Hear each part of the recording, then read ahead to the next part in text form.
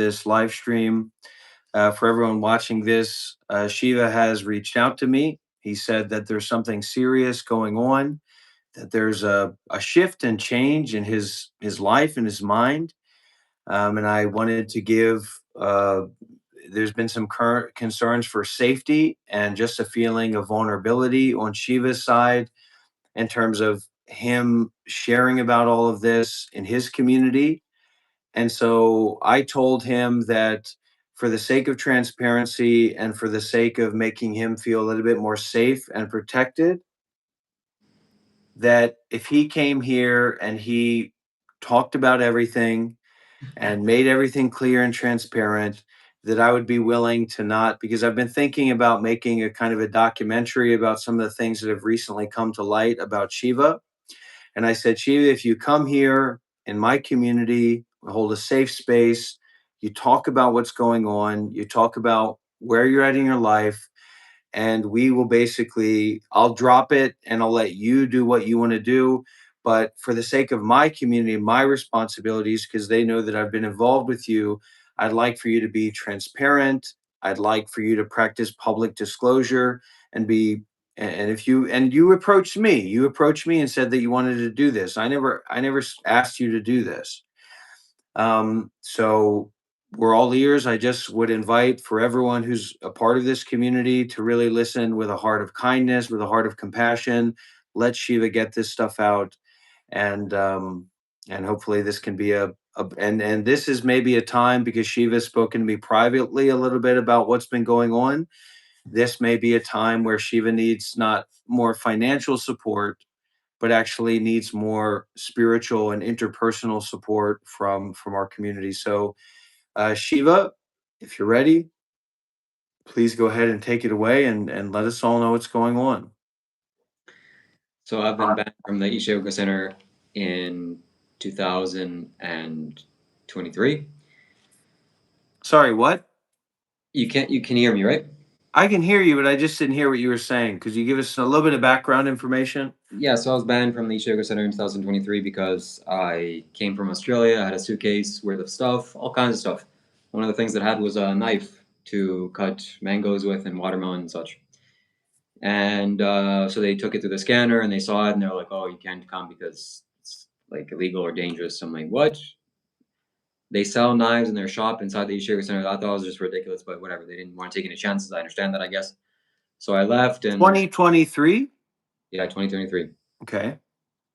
Then I was very upset by that because I love Sadhguru and I want to stay in the ashram, but it then I guess things just happened beyond my control. Well, I heard that you made some videos kind of speaking out against the whole situation, and you got some feedback from some people about that. Is that true? Yeah, I made some videos explaining the situation and in a very emotional way. But later I regretted those videos. I made them private, so that wasn't really. So you got banned from the center, you went home and recuperated, and then you were emotionally upset about that whole situation, and you made videos expressing that upsetness, and somebody reached out to you, you got some feedback from somebody that said, "Hey, you can't do that," and you took the videos down. Not quite. Someone reached out to me on a different video I made about Sadhguru of police entering his ashram, and the person said this is not to the right light of what's happening. Someone that's associated with Isha, someone that's a representative that's Right. living in the ashram. And I said, okay, I understand that. And I also made a video about that, like why are they censoring me? Why are they telling me to? I remember. Yeah, see, I somehow I key those videos maybe went a little bit more viral or something, but I remember seeing those videos. So those are all taken down. Yeah. Mm. All right. So you've gone through this, but it's been a lot of time of silence. I mean, I've never heard you say anything about Isha Foundation or, kind of criticism or anything like that. So now you went to Bali for the spiritual community thing there. That turned out to not be so deep. You came to Vietnam, you spent some time with me, you've done some retreats here. You're now in Vietnam.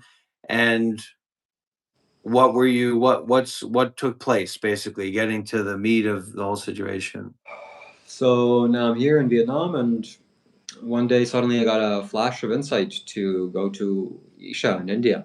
or that place. It's calling me.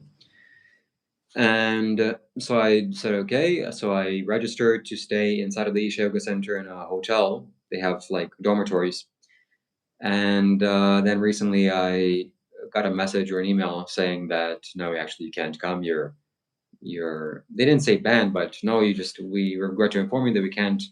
You're not.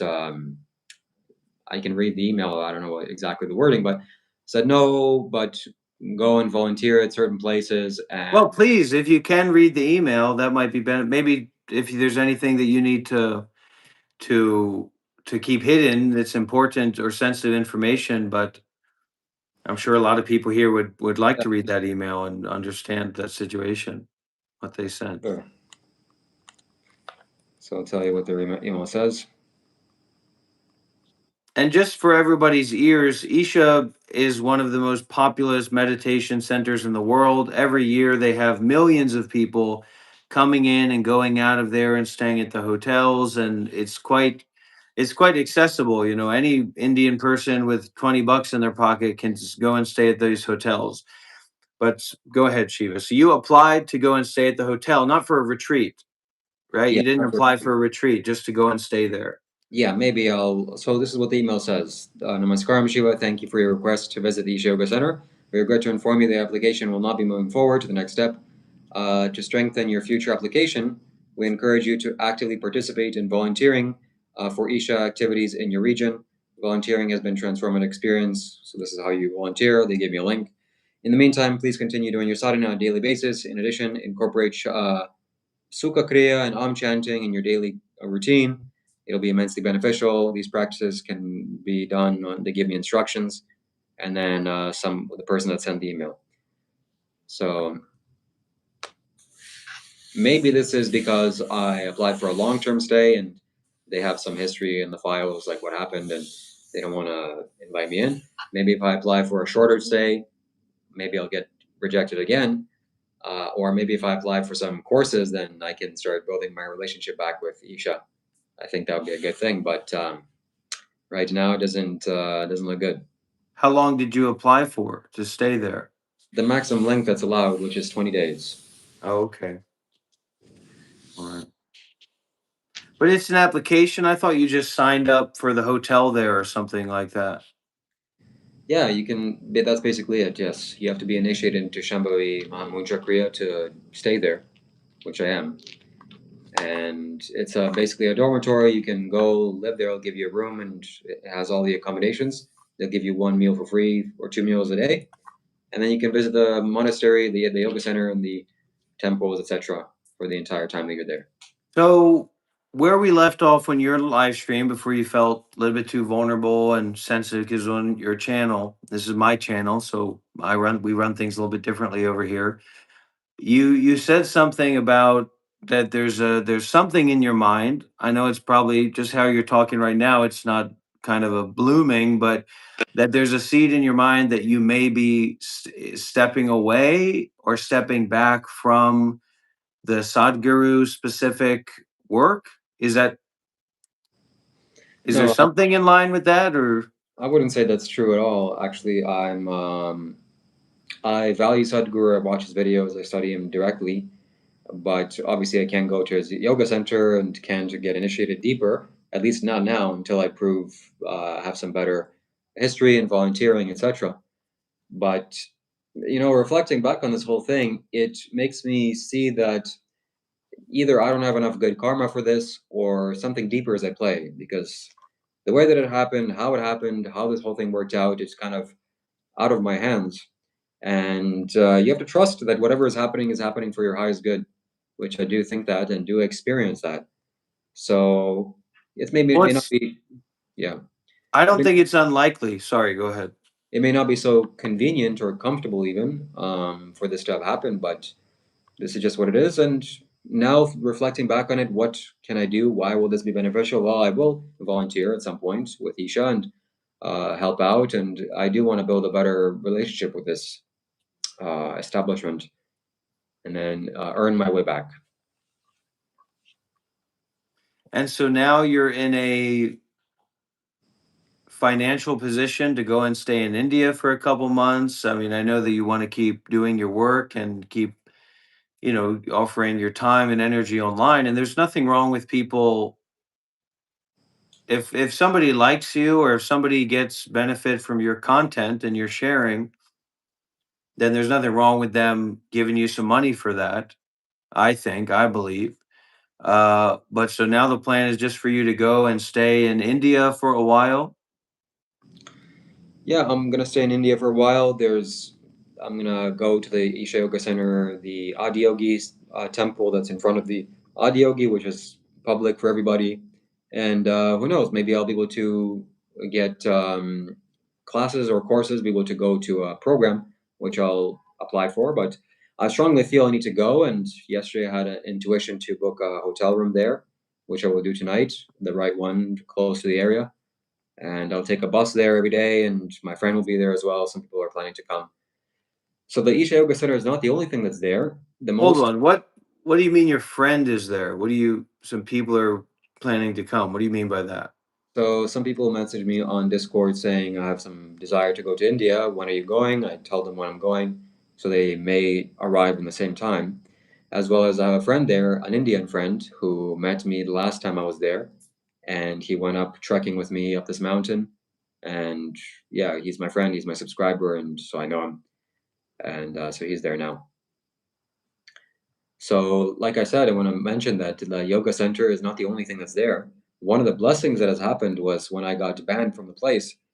Instantly, I started looking, okay, what's next? What else can I do? And for those that don't know, when you're inside the Isha Yoga Center, you can't leave. They don't allow you to leave the premises. So for the time that you're there, for the 20 days or whatever you signed up for, you can't leave the property line. They do that for kind of energetic support and safety. But I was free to do whatever I wanted. I was staying in my own hotel, and there's a mountain, the Valangri Mountain, where Shiva is said to have sat there for 3.5 months, the historic Shiva, and where Sadhguru did all of his work. And that's the reason why he built a yoga center in that area, because it's close to this energetic powerhouse. So climbing this mountain, going up and trekking up this mountain, it is a reverberation of just powerful, potent spiritual energy that you cannot escape. And I look forward to doing live streams there and recording videos there, and all you're going to get a chance to see that. What's your perspective? Because there's a lot of people that are reaching out and saying, that this is no way to live. This is you can't call this a business. You can't call this a job. So, what is your position on that?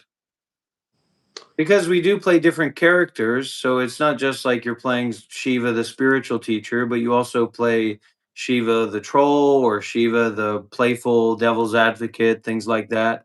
So, I mean, how do you explain that, or not justify that? Because you don't have to justify it, but what? Because also, I don't want to be seen, and I'm actually coming into my own second wave, or new wave, or third wave of being, where I actually want to distance myself from the money games and from the presentation around money, because I don't need money.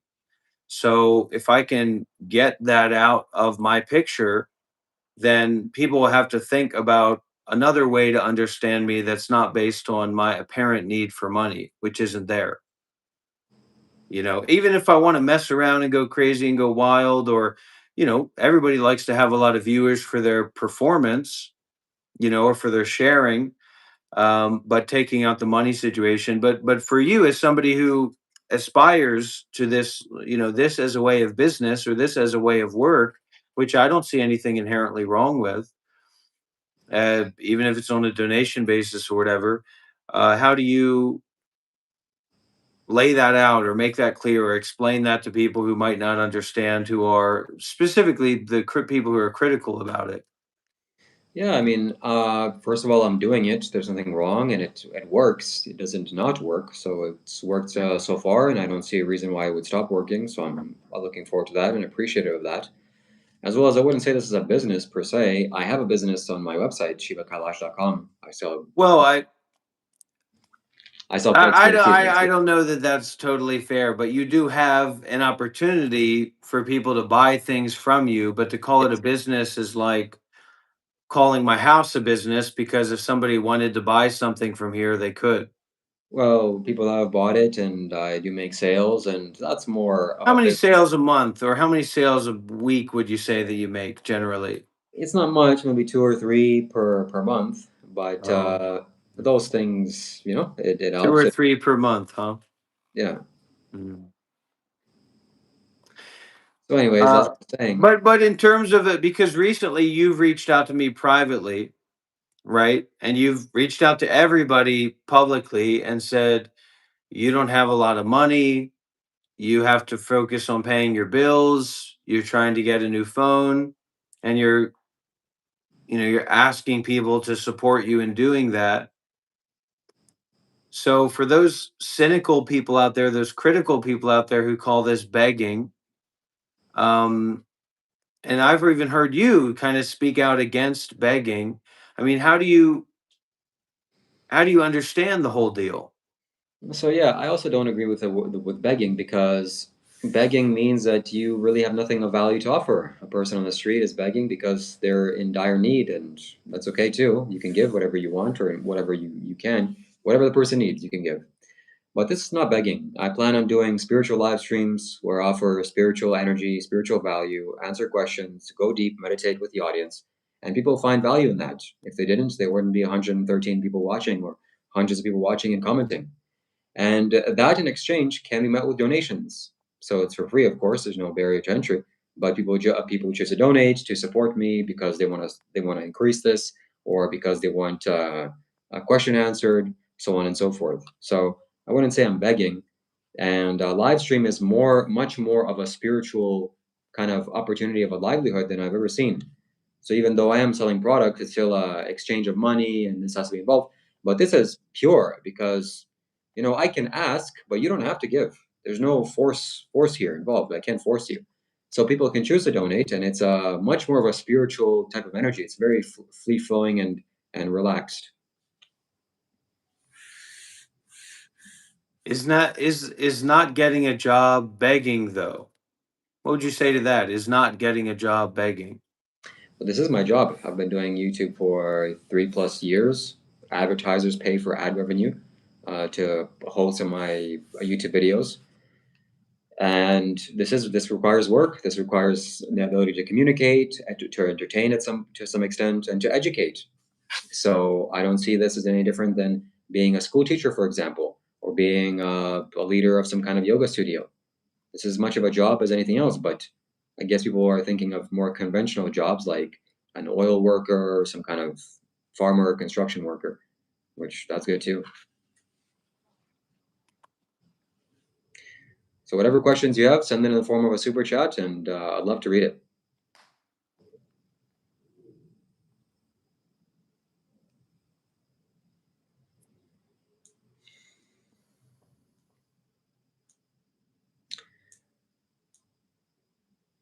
Because So I like to joke about things, but some of the trolls and the people who are not just trolls, but also people who are trying to begin to form a relationship with me. And I find that it's a very easy out to say, okay, if you want to be involved, then give me money. It's very simple. Or if you want to support me, then just give me money. But I wonder how maybe it's too easy to do it that way.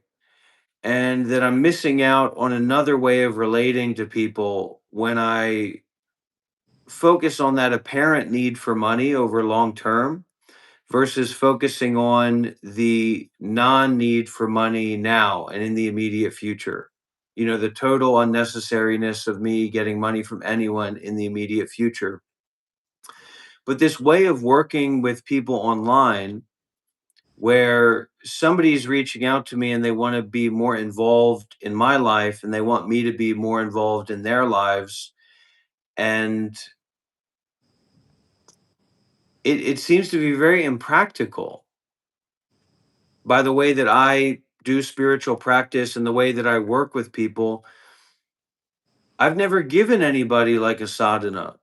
I'm not here to tell anybody, well, you wake up at 4:30 a.m. instead of 6 a.m. and things will get better. And what I would tell somebody to do is just the simplest thing, be more generous. So anyways, it's something that I'm working on because I think that there's confusion is always going to be there, but a lot of unnecessary confusion about my life needing money from other people in the indefinite future, as far as I can see, to continue living or surviving or doing what I'm doing. Like for anybody who remembers, you set up that GoFundMe for a phone, and I kind of know how much money you have, and I know who your mom is. And if you needed a phone, you just call your mom or you spend some money or whatever. I mean, you could make it happen. But anyways, you set up this GoFundMe for a phone, which I don't see a problem with that. I mean, but so that spurred me to, like, as messing with you and mirroring you, I said, well, why don't I didn't even want a motorbike. I mean, I didn't make a GoFundMe for a motorbike. I mean, look, am I fucking crazy? That was never my idea. I would never do that. Like, that doesn't cross my mind. And then Kira reached out because I just made a joke about it. This person, Kira, whoever they are, wherever they are, hopefully they're happy and peaceful. And then they said, "Okay, we'll do a go. I'm going to do it." I ignored them. They reached out to me and I ignored them. And then they said, "I put it together anyway." And then we raised all the money, as a kind of play and entertainment. Let's raise this money. And new people reached out and they donated. And then that fell apart. And I said, "Well, I do, I do want to get a motorbike. That's a great idea, right?" After I was already successful in doing that, so I don't know what that means, but I want to take as much as possible money out of this equation, but the capacity for me to work with people outside of money maybe is going to take more work for me. So it's going to take more work for me to work with people in a way that's not about money. And I'm lazy. So if somebody's, a normal person and they're reaching out and they want to be a student and they want to be in a somewhat of a devotional relationship, which, believe it or not, some people do want to be in that kind of relationship with me. Maybe it has to do with 8 years of being a monk or whatever. Um, and to give them some other out or some other vehicle or direction besides just donating or, of course, not buying something. But I haven't really figured out what that would be or look like. And I think I'm just going to continue on my path. Sorry, Shiva, am I boring you? Am I wasting your time? I hear you tapping on your laptop or something. So I just want to mention something that you touched upon a few minutes ago of the GoFundMe and how you know how much I've raised and my mom, etc. You're kind of insinuating that I just kind of did this because even though I already have the means of buying a phone, it's better that other people pay for my phone than I pay for it, which is not true. That's That's not what happened at all. so. So What happened? So genuinely, if I didn't ask for this, if I didn't consciously raise money and ask people for help for acquiring this piece of technology, then I wouldn't have been able to get it. And Well, because it's not a need, right? I just don't have the resources to acquire that, or I You didn't. don't have you don't have the money to buy a phone, but you have the money to live in Bali, Indonesia, at villas, stay in private Airbnbs and hotels for months on end in Vietnam, to fly over to India and stay for months there, but you Yeah, don't have the money for a phone? that's correct. Exactly. Yes. Oh. So Hmm. But you said your mom has like $1 million house, so I'm sure that she could probably buy you a phone if you really needed one. whatever my mom's situation is, me going and asking her, "Hey, mom, can I get a phone?" is out of the She question. wouldn't do that? Really? I I mean, thought you maybe had a good relationship with your mom. I I mean, have a great if I relationship with called her. my mom and said that to her, she's not going to give me a phone.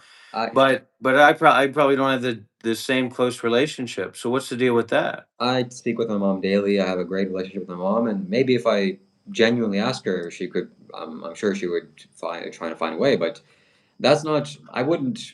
That I wouldn't. That's not within my nature to do that. So you wouldn't ask your mom to get you a phone, but you would ask who to give you a phone? So who did you set the GoFundMe? Because you set up the GoFundMe for you to get a phone for your live streaming, Hmm. and I'm in a different financial situation. So like looking at you and that you're like not able to afford a phone, that's a very different like financial status than I'm in, right? I would never be in that situation. So it's kind of difficult for me to believe that. And I apologize that I've been so skeptical about that because I do believe that you're, relatively poor, especially as a 30-year-old man, right, who can't afford a phone.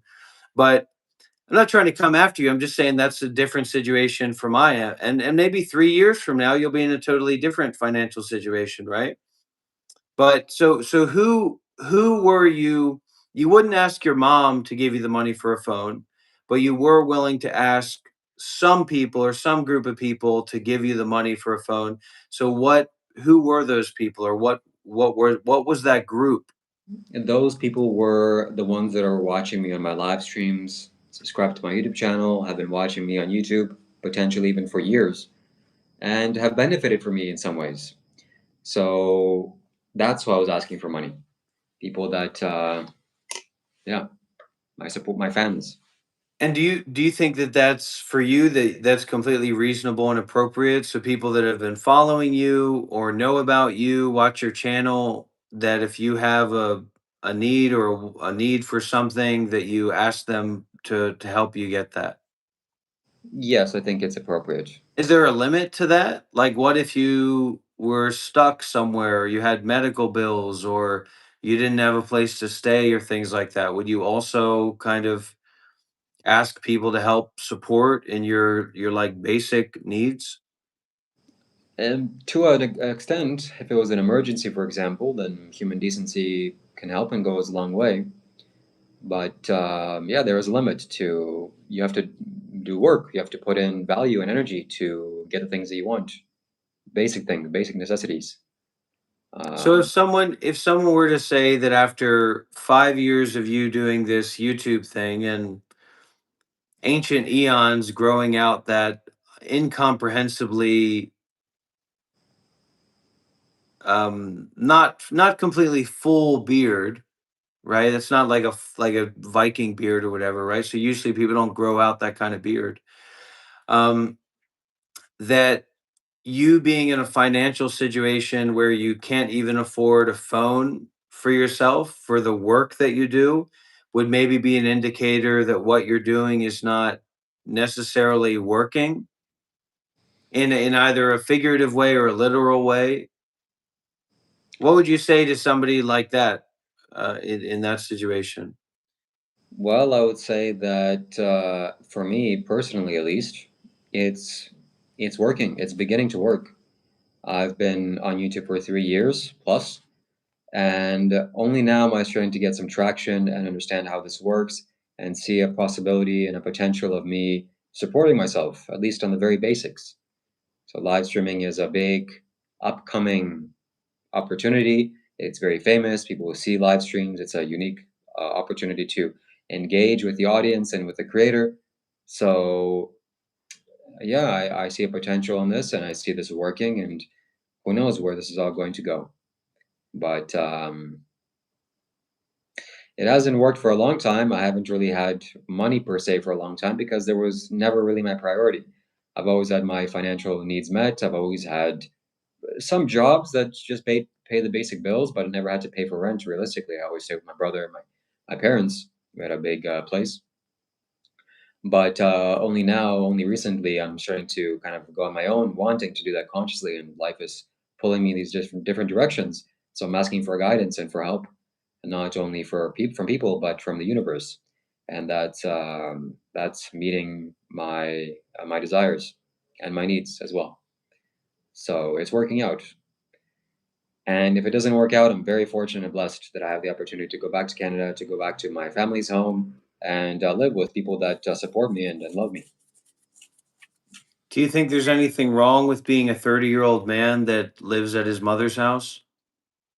Yeah, to some extent, it's not ideal, it's not optimal, but now in 2026, with a house costing $1 million in Canada, it's completely unreasonable to expect people at 30 to have their own houses. Maybe if this was 50 years ago, it would be a different story. But again, I never prioritized moving out or going to place on my own. I've been comfortable, I've been safe, I've been secure, I've been provided for, and not in a kind of debilitating way, but just generally, hey, things are good here. You have to go anywhere. You can just continue to work or evolve or, yeah, evolve yourself as a human being. So my financial needs and my needs, physical needs, were taken care of, and I'm very, very happy for that. Do you find it in any way embarrassing? And if you do want me to ask a question to Shiva during this interview, please do send a super chat. Um, so, Shiva, is there any sense of embarrassment on your side as a, kind of a man that I'm sure you take pride in your appearance in your own way, right? We all have different values of appearance. So is there any sense of shame that you have about being 30 years old, not being able to afford a phone, asking for your fans, as you say, online to pay for your phone, to get you a phone, and being in that kind of financial situation, also living at home at your mother's house at 30? Is there any sense of shame or regret or maybe self-reflection in that, in terms of that's not that wasn't your aspiration or anything like that? I mean, do you see it in that way at all? So, is there any sense of shame? No, there Yeah. isn't shame. I wouldn't say shame. I don't feel shame in this way at all. When it comes to regret and self-reflection, yes, there is some regret, and for sure there's self-reflection, a lot of it. As I mentioned before, I'm going to continue reiterating this, that this was never my priority. This was never my focus. So I dropped out of university at a young age, or when I realized that it's just complete nonsense. And I got some few jobs, but I never really committed to anything because I knew that this is not going to be the work that I was going to be doing. So my family had some kind of business, and I was helping with them. I was a lifeguard and different things like this, but I knew that this is not where my life's work is. And also, simultaneously, my priority was spirituality. So for the last 10 years, I've been traveling the world in some Where parts. did you go? What countries did you go to? So I went to many places, two places at least, specifically in Canada. I went to the United States to visit Buddhist monastery, Theravada monastery. I was in Thailand. I was in Burma. Um, those are the places that I went to Buddhist monasteries at.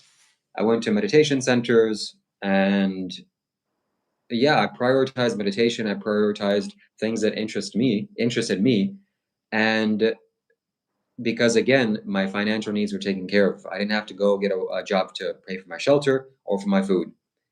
For my food, I provided for myself in general, but a place to sleep, I always had that. So I knew that this is not a priority for me. And now it's changing. And if I went back, would I have changed something? Well, not necessarily, because again, I'm always following my intuition, following my heart's desires are. Okay. Sure, things I could. I I just want to pause for a moment because some people are getting confused. So this is Shiva Kailash Shambho, and this is some people call me Dr. Rob. You can call me Rob. I was a Buddhist monk for 8 years. Shiva is a spiritual practitioner. He's been to different monasteries and things like that. He follows Sadhguru. Just in terms of financial situation, and this is something I really want to make clear. I live in Vietnam here with my wife. We're looking at properties, we're looking at land, we're looking at homes to purchase in the very near future. I have everything that I want. I have a great laptop. I have a tablet. I have Samsung, Apple phone, basically the newest ones. I have a DSLR camera. I have a studio quality mic. I have a very high standard of living. Eat very clean food, of course, not vegan food, which I do aspire to, Shiva, and maybe more smoothies and juices and things like that. I just recently quit smoking. I'm 100% financially independent. There's nothing that I would want that I can't go and buy today. Um, Shiva is young man. He's a younger man than me. He's recently tried to ask people online, his followers, his fans, to raise money for him to buy a phone. He was thinking about like a used Samsung S24. Um, so just to clear the air, because for some reason that's very important to people.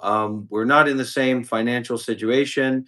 He's visiting Vietnam. He's staying at a relatively cheap hotel, Airbnb, before he goes to India, and will also stay at a relatively, hopefully cheap. I hope that you don't have to spend too much money on a hotel in India. I live here in Vietnam. My wife's family has multiple homes. We're looking at even staying at one of those homes while we work to purchase our own. So I'm very financially independent. I don't do YouTube for money. Money is not a need nor a want for me at this point, because I'm indefinitely, as far as my eyes can see, financially independent, and there's no begging going on from my side. And we've kind of been going and talking through these different things. So I just want to clear that up. It's not about you, Shiva. I'm not trying to put you in that situation because you're a younger man. I wasn't in such a firm and established and kind of verifiable financial situation that I am as a 33-year-old man when I was 30 years old. So um, yeah, if anybody has a question, interview question for Shiva, and would like to bring something like that up or out, please feel free. Shiva has recently come out about him being banned from the meditation center that he considers to be a home. And I know that that's a consideration. And this is a new leaf, and Shiva talking about his life and kind of a little bit of an interview with Shiva here. So just because somebody has more money than someone else, like I definitely have more money than Shiva, doesn't mean that I'm better than Shiva. I would never be looking at a used Samsung phone or a middle of the range phone. I'd be saying, okay, I'm going to keep using the phone that I have until the S27 comes out, or looking at like flagship Chinese phones. I'm a very technological person, so I use OLED screens. I don't If it's not OLED, I don't use it. I've considered about getting, either a 55 or a 65 inch 4K, a very high end OLED TV. But we're looking at possibly moving soon, buying some property soon. Um, I have an air purifier in the home. Live in a very nice apartment, very quiet, beautiful view of the river. Like I said, we eat very good, clean, fresh food, natural food, not vegan as I would like it to be. But I'm, considering about more cacao smoothies and things like that. I'm trying to lose weight. I recently stopped smoking, and Shiva's, going through his life, and I'm here to support Shiva going through his life. And that's one of the things, because been live streaming on Shiva's channel for a while in this kind of dual live stream, and I'll be acting a little bit crazy or like insulting Shiva. Actually, I love Shiva. I don't see him as a spiritual teacher, um, but I love him and I care about him. I know that he has a capacity to help people and work with people in a lovely way, and he's a nice person. Um, but I'm financially independent. I'm financially successful. I was looking at Bitcoin back when it was like $3,000. So you can see how much Bitcoin is now. So there's no question about my financial stability. The laptop that I have, I spent a lot of time researching the laptop. It's the best laptop that I can get for my uses. It's a Legion 7. It's not the Legion 7 Pro. The Legion 7 Pro is a little bit more bulky, and I'm a little bit of a traveling man. I have been for many years. I've traveled and lived in South Korea, Taiwan, Myanmar, Sri Lanka, Cambodia, Laos, Nepal, Malaysia, Singapore, Italy, England. I did some teaching in England. I ran a monastery in southern Italy. I'm exceedingly well traveled.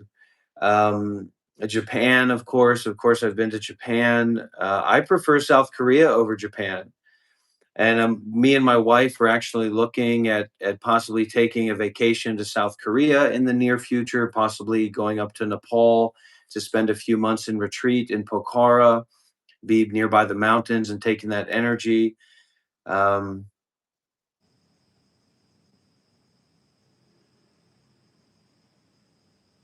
so Shiva is a friend of mine. We're both spiritual guys. We have different financial situations. We have different ways of approaching spirituality and creating spiritual content, but somehow we found a connection between each. Look at that. Do you see that, Shiva?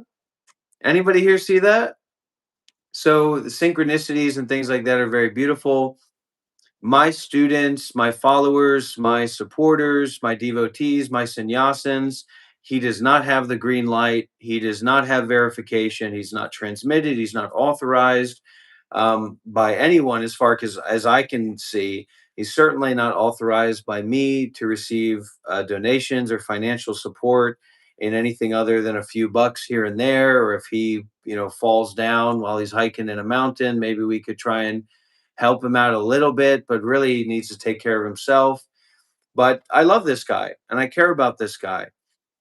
And me and my wife are also talking about kind of a little bit of a binge tomorrow, maybe have some sushi, not vegan sushi. I'm not trying to fetishize meat eating, but we like to eat clean. We like to eat fresh. I have a very clean home. There's no smells in this home. There's no smelly clothes. The bathroom is regularly cleaned. Um, I try to use high quality soaps and detergents, although my wife is more Vietnamese, so if it gets it clean, she'll use it. So I have to kind of slow her down with that sometimes. Try to eat organic, of course. A lot of vegetables, fruits, fresh fruits and vegetables is something I'm trying to gear trying to gear more towards. The I'd say the only thing that I don't have that I would maybe be willing to have. And like I said, we're looking at homes in different areas of Vietnam, so we haven't picked yet a home to purchase, but we're looking at that. And I'm more of a guy where most of the time I'm on the tablet. I'm on the 18-inch OLED tablet screen, or I'm looking at the YouTube. I'm looking at the Samsung, the Ultra, or the iPhone Pro Max that I have. All these things, right? Or the OLED screen on my computer is a little bit more high end.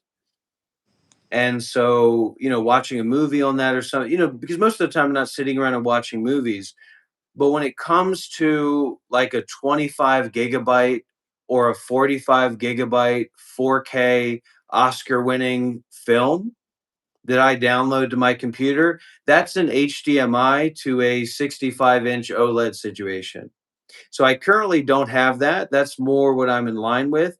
I'm going to be honest with everybody here. And I'm trying because Shiva has shared. And so I'm trying to share a little bit as well, be a little bit vulnerable.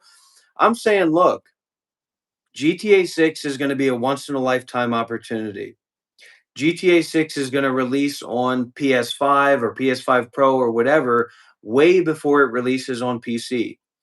I don't go into that stuff. I'm not talking about Xbox. I'm not talking about PlayStation. I'm talking about graphics card, high level CPU, 50 series graphics card, etc. I got the gaming laptop, so I don't need that. But when it comes down to it, I'm looking at a situation where a year from now, I very well may purchase the newest version of PS5 or Xbox. I haven't decided yet, and go all in with GTA 6 and have the OLED screen and have the GTA 6 and just say, look, sometimes sacrifices have to. I forgot to mention the DSLR camera, the 4K camera. I stinged out a little bit because there's a Mark II version of this camera that I should have purchased. And I apologize to my supporters and everybody that I am stingy in that way. So there's also a studio mic. I also have hi fi speakers. Um, when it comes to technology, I like to have the best because my mind has always been attuned to technology, and I'm just trying to be upfront with people. So there's no financial need here. There's no how am I going to figure things out? There's no figuring out here. All the bills are paid for the next year, for the next 5 years. for the next 10 years. All the needs are met for the next 10 years. There's no begging going on here. There's no, how can I get $5 from somebody? That's not going on here. And I just wanted to clear all that out. So, in contrast with Shiva, he has an iPhone 13. He has a Toshiba laptop that was his mom's old work computer. He's staying at a hotel. He's okay.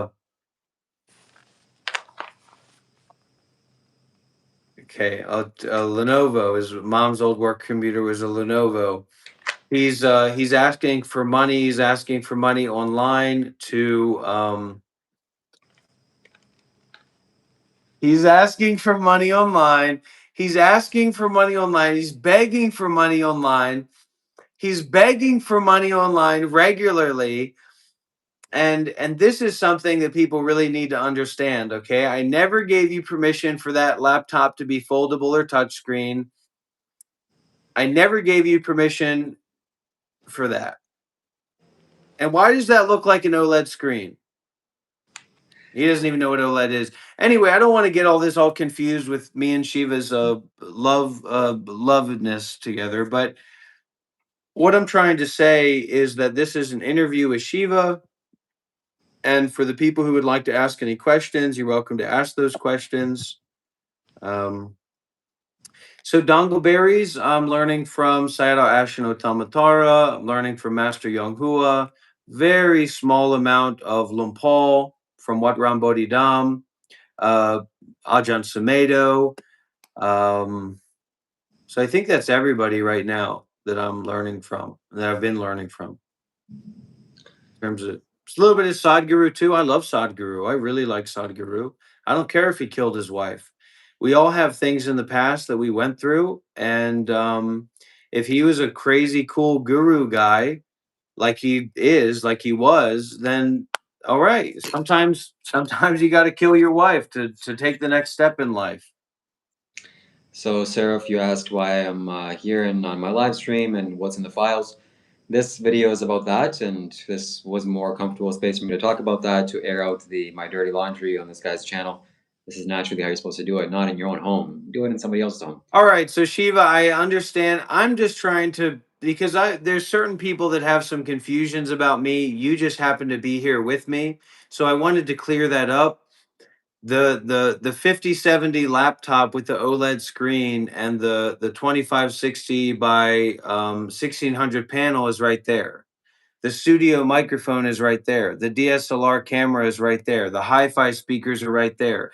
The one of the best tablets that you can get in the world, the Samsung Ultra tablet, is right there. The Ultra phone is right here. The Pro Max is right there. The properties that we're looking to purchase here in Vietnam are over there. Everything here, all the bills are paid for the next 5 years, 10 years, indefinitely, as far as the eye can see. Me and my wife are looking at taking a vacation to South Korea in the near future. We're looking at taking a vacation to Pokhara in Nepal in the near future, being nearby the mountains. So there's we eat very well. We eat fresh. My wife is a wonderful cook. We eat as many organic meals as we can. The house is totally clean. There's no smells in the house. There's no urine smell in the bathroom. There's no hair anywhere. Everything is very minimalist. It's very clean. It's held to a high standard. My wife knows that I have a high standard, and she's always meeting and exceeding that. I'm oftentimes looking at myself and saying, "Honey, let me help out a little. Let me cook. Let me clean." She says, "Look, the work that you're doing is work that I believe in and support. And also remember, in terms of work, all the bills are paid. I was looking at Bitcoin back when it was like $3,000. I'm being 100% real. I know I'm being real with Look, people. You I shared, man. No, you shared, right? You shared. So I'm also like trying to be a little bit more transparent and share with people. And that's I just don't want people to get the wrong idea about me when it comes to money. Um, Everything that I want, I have. Okay,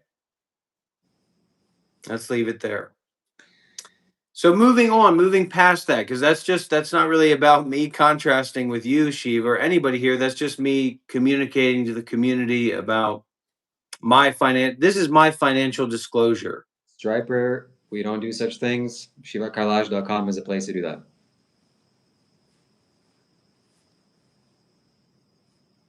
And Striper, you'd make a big contribution towards me getting a new phone and me having something better than Dr. Rob. I'm independently wealthy, basically. I don't want to go into all the details, but I'm an investor. I've been an investor for years.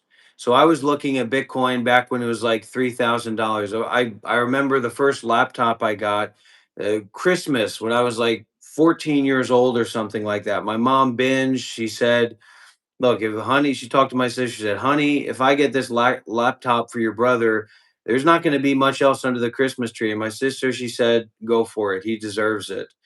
And so I've been on the online spaces. I've been looking at all these kind of things for a long time. So I'm independently wealthy.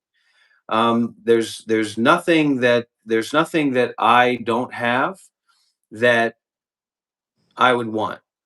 Thank you for the $5 donation from anonymous donor. Thank you so much. What the hell? Did you just delete a super chat? Shiva, please let's try to keep it on the same All page. right, Let's try Sarah. to come back The to center. files, the files are about me not getting accepted to Isha Center, and So the files, so Sarah, if he's trying to kind of minimize and distract people from the situation, everybody knows Shiva's situation. It's not a good situation in any modern. I'm not going to go there, right? Listen, I'm just going to explain it this way. Shiva is here in Vietnam at a hotel, or kind of a. It's not a hotel by Western standards. It's like a Vietnamese hotel. Western people usually don't stay at Vietnamese hotels, and you can hear the background noise during the day and during the night of what that's like. And there's nothing wrong with that, man. I've been there too. I've been in that situation too. So Shiva's staying there, and he had made these plans to go and live and rekindle his relationship with Isha Foundation, with Sadhguru. Isha has claimed for many years to be a representative of Isha Foundation in varying capacities. So he reached out. He didn't sign up for a retreat. He reached out to go and stay at a hotel at Isha Foundation. And the Shiva files are basically that a high ranking member of Isha reached out to Shiva and said, in so many words, "You're not welcome here. Go back to your own country and volunteer over there." So, for whatever reason, Shiva is blacklisted from the spiritual community that he claims to represent. There's nothing wrong with that. I've been there too. I've been in that situation too. Well, not really, but I can relate to that. And I have been in that situation many, many years ago, Shiva, many, many years ago when I was younger. And you're younger than me. So in the next 3 years, you might be able to afford a bicycle. Who knows what you'll be able to afford, right? So anyways, this is me being more upfront, being more clear about myself. And I was inspired to do that by my best friend. And you are my best friend, Shiva, whether I like it or not. And that like subtle energy that you have about exploiting me for money and all those kinds of things, forgive and forget. I love you, Shiva. And best friend here doesn't mean much of anything to my community or like my followers or my students, because I'm best friends with a dog. I'm best friends with a homeless beggar on the street, a psychotic man, but making a cigarette campfire in the street. So there's no specialness with Shiva in relationship to our spiritual practices at all in any ways. And if we were in a communal situation, I would be as uninvolved with Shiva as I'd be uninvolved with you. And I'd be in my own house, my own room, taking a bath while you fight with all the people at the center, whoever you might be. Okay. So the people here saying they're going to donate $1,000 to me or $700 to me, the proof is in the pudding. Send the donation, shivakailash.com/donate, or my PayPal. It's all linked in my YouTube. And if I see that happening here, whatever you want me to do, stop We have laughing. a comment here from Dream 4K that says, "Shit, There are people out there actually struggling without food. Fuck a phone. And I'm sorry, Shiva, but I agree with that. And so, what I'm looking to do in my work is basically nothing. I'm just leveraging communal interest to do my art and my practice. And there's no money incentive in it at all because I'm financially independent. Flaquan says, "Eat po, and I'll send you $100 or £100 or euros. Done I love this tomorrow. idea because there's some of these people that have called me a beggar and called me some kind of beg Tomorrow. packing freak and things like that. I've got everything that I want. And if I want to go buy a 65-inch OLED TV tonight, I'm not going to roll up to the store and say that TV is OLED. No, I'm going to do my research. It's an investment because my time is valuable. So I'm not going to be looking at a bloated wrong software, off-brand Chinese 4K OLED TV. I'm going to buy the best of the best. I'm going to be economical about it. I'm not a millionaire. I'm not claiming to be a millionaire. I'm just independently financially successful. So there's no $5, to my lower extremities are not feeling tickles when somebody gives me $5. I don't care if 100 people give me $5. It's not going to make a difference to me.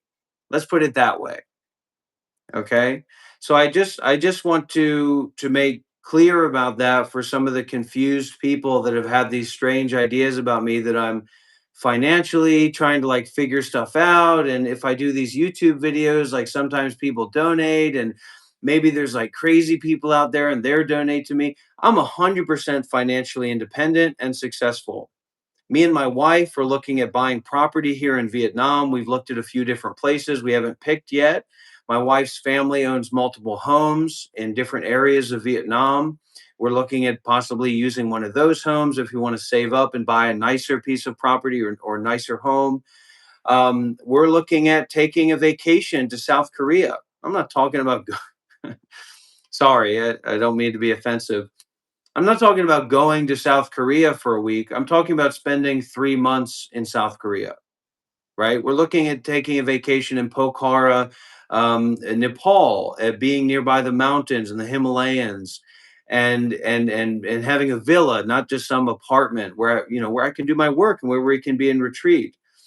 So there's no kind of I need somehow to get money. As long as they don't release as long as I have to not be getting the new 6080 because they're releasing GTA 6 ahead of time, then there's no I mean it's going to be a different situation when we do buy our property and we do buy our home because at that point there is going to have to be a 65-inch OLED TV. There is going to have to be high quality furniture. They have some of the best quality furniture here in Vietnam that's custom made for a very fair price. There is going to be a need to, yeah, we have the laptop when we go to Pokhara, when we go to Nepal, when we go to South Korea. We have the laptop, we have the right laptop for that work. But the moment that we're solidified, no, it has to be a 5080. All right. It has to be a multi-monitor setup. It has to be correct. It has to be a $300 to $500 chair. And that's not saying that I'm going to now be saying, "Hey, I need money to help me buying this stuff." It just means that I'm going to have to spend the money that I already have for those things that improve the quality of my life, like that. So I don't want anybody to have any wrong ideas about me and my work. Shiva, I'd appreciate if you don't yawn in the face of this situation. And I live very humbly. I'll show you an aspect of my setup as well, because I do want people to understand that I live very humbly, especially in comparison to my means. So this is just a normal couch. This is just a normal couch that the apartment happened to have. This is a short-term apartment while we look at homes to purchase here in Vietnam. These are they're hi-fi speakers, but you can see the desk. You can see the ratio of the desk in relationship to my seating position and my arm position. That's not the way that I do things, and that's not how I represent myself. But because I'm living minimally and economically, and I'm kind of on the move, there's not a need for there's not a need for me to. I mean, look at this. This is Legion. This isn't a Lenovo laptop. This is a Legion laptop. This isn't my fucking grandparents' old DSLR camera that I pulled out of the bank. This is the standard for live streaming and vlogging DSLR cameras. All right. This is one of the best tablets that you can purchase, the S Ultra Galaxy tablet. These are the best technology that someone can have. I mean, I'm sorry, everybody, but has Nvidia released the 60 series yet? That's what I'll ask everybody. Has Nvidia released the 60 series yet? Okay, no. So the laptop that I have has a 5070 in it. Is there a something like that? No. So there's no need for money here. There's no need for leases here. There's no need for sub $1,000 camera lenses here. We don't do it like that. We don't roll like that. We don't show up to our live stream and say, "Hey, I need to buy. I have an iPhone 13. I've never had an iPhone 13, and I never will because I don't live that way because I'm financially independent and personally wealthy. So you tell me what I don't have that I should have to represent that I don't need your $5. All right. Thank you very much for inviting me to this show. It's been over Well, an hour. no, we're just getting started. I I mean, Shiva, appreciate this I interview, and paused I paused for a moment to address some of the confusions. Hold on. I apologize. I I had a situation, okay, where there's some confusions about my persona and my identity and me being in some way financially unstable. No, I'm not a millionaire. I'm not saying I'm a millionaire, but I was looking at Bitcoin back when it was $3,000 a coin. thank you So very much go and for look at how inviting me to the Bitcoin show. is right now. I'm not rambling. I'm not going to ramble. Please, sir. I want to bring this back to you. I just had some things that I had to address with the people who are following and curious about me and have these different ideas about me. That's all. I'm not trying to lead this forever into some nonsense tangent, man. So let's reset. Look at the nails, man. I mean, this is something that's really real. We didn't plan this. It just happened that way.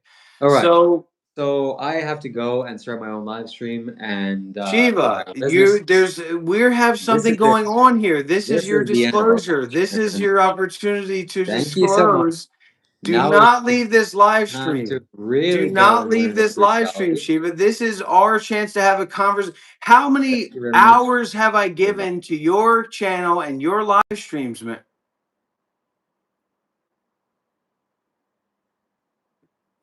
So anyway, Shiva's a good guy, and I'm sorry that he's banned from the spiritual tradition that he considers his home and his family. It's a real shame. It's sad. I am quitting smoking, and these are my last two zins. So we're gonna see how it goes the next day or two. But I see the problem in breathing a bunch of smoke into my lungs. I'm not here to give everybody my personal financial details. I'm just trying to clear the air about this idea that I'm some kind of begging freak that's like scrambling for money. Come on, we have to make this much every month. We don't have to make any money any month as far in the future as I can see. Whether I'm living in South Korea, whether I'm going to live in Japan, whether I'm living in Thailand, whether I'm going to live in America. And if I'm in America, I'd stay at my teacher's meditation center because what Shiva said is true. The rent is too damn high. Not that I can't afford it, but I don't have an interest to live in America. I really enjoy living here in Vietnam. Yeah, Shiva's a nice guy though. He is.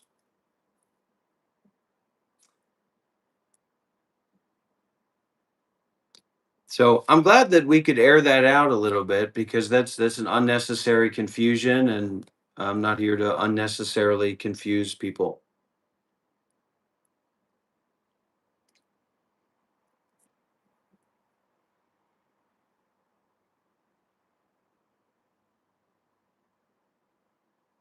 This whole situation is confusing enough.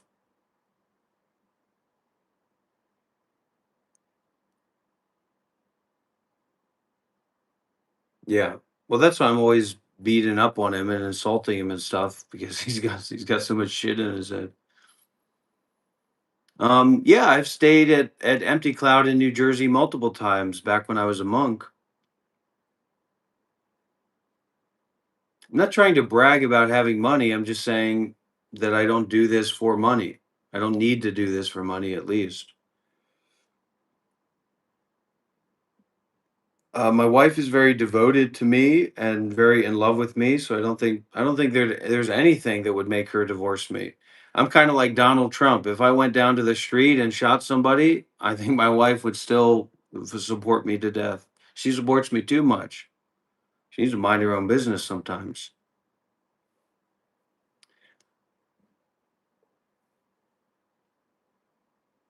100% not bragging. It's just addressing some of the confusions that people have had about me and my life and all that. Well, you know me now, Alric. No, they have IPAs in Vietnam, and I would still chug beers for $100 because it's just a fun thing to do. It's a cool thing to do. But that's not. I'm not looking to go and chug beers right now. Uh, Out here, if you say that I had 7 years of meditations and missed the mark, call in and we'll see who's on the mark and who's not. Like two arrow points meeting in midair. I've de-invested from crypto, so I'm not still invested in crypto, but I was looking at Bitcoin back when it was like $3,000. Certainly not. I'm certainly not financially independent. Chug a beer for 50 US dollars. I don't have a problem with that. Are you gonna donate the money to me after I chug the beer, Clifford? Shout out to New Jersey. Thank you. Thank you, House of Mirrors.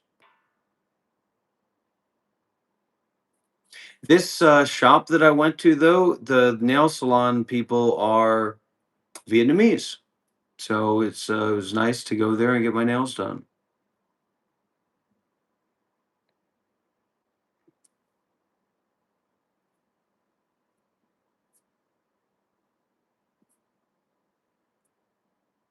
So, yes, I'm financially independent and financially successful. All right. So, in space, you'll donate if I chug a beer. Clifford, not sure what live stream you're watching, Clifford, but so I've always bit my nails. I have like a core memory, and I was a Buddhist monk for 8 years, so it's not totally like out of the box or surprising that people might be interested in me, right? Because some people might be interested to talk with someone who's a Buddhist monk for 8 years and hear what they have to say and hear them share.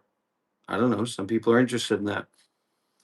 So I have an early memory of, I would just let my nails grow, and then my dad would cut my nails, and he would always cut them too short. And there would be pain in my nails from him cutting them so short. So I started biting my nails.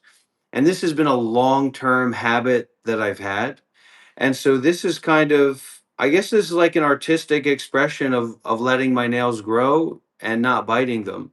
And I don't, because I'm financially independent, I don't need to like use my hands for manual labor, although I would like to start hitting the gym, and maybe that's something we're going to be working with in the future, doing like gym live streams. But yeah, I want to grow my nails out and see how they can grow and maybe even get them sharpened. Like if my nails were out to here, like out to here and sharp, I'd be down for that. That would be cool. Emptiness is more like boundlessness. Yeah. I'm not a big America fan. I'm not I know there's a lot of good places, a lot of good people, but just generally I'm not a big American culture fan. Like the American mindset is not appealing to me. I lived there for most of my life, but like traveling all around the world, I'd much rather live in Vietnam. I'd much rather live in South Korea. I'd much rather live in Nepal, maybe. I haven't spent that much time in Nepal.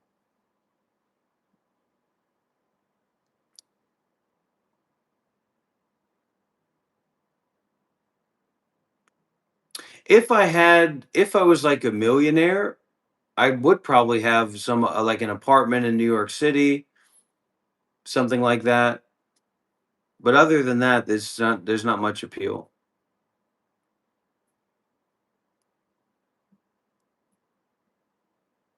Yeah, Thailand, I would much rather live in Thailand than America.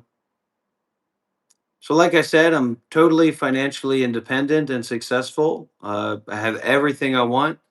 I have the not the newest one, but the most reasonably new one for my dollar because I'm a little bit conservative with money as well because you never know what's going to happen, and you don't just go and buy things because it's the new one.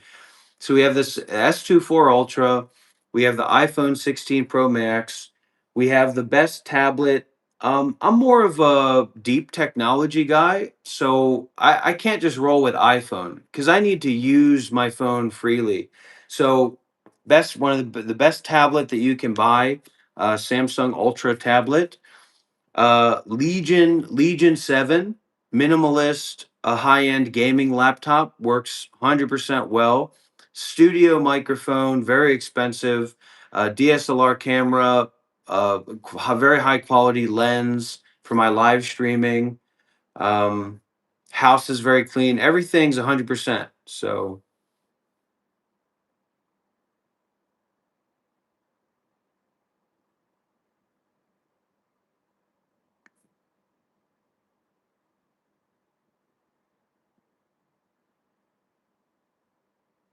no, I mean, if I wanted to, if it came up, if something happened to this phone, I probably would get the S26 Ultra. I've seen it at the store. It looks good. Looks fine. I probably would get that. And I would just go buy it tomorrow. I wouldn't check my bank account and see if I could afford an S26 Ultra. I'll just go buy it. If I want to have a 4K OLED TV, like $1,000 TV or $1,500 TV, I'll just go buy it. There's no problem. Me spending $1,500 doesn't mean anything to me. So naturally, people giving $5 donations or something, and I'll try to live stream for 12 hours so I can maybe I'll make $100. No, it doesn't mean anything to me. Of course, I see the meaning and the value in it and of it. I'm not saying that money is worthless. And I would like to use my money more to help and benefit others. But the live streaming that I do, it's a part of my spiritual practice because I'm a spiritual guy. It's a big part of my identity. I was a Buddhist monk for 8 years.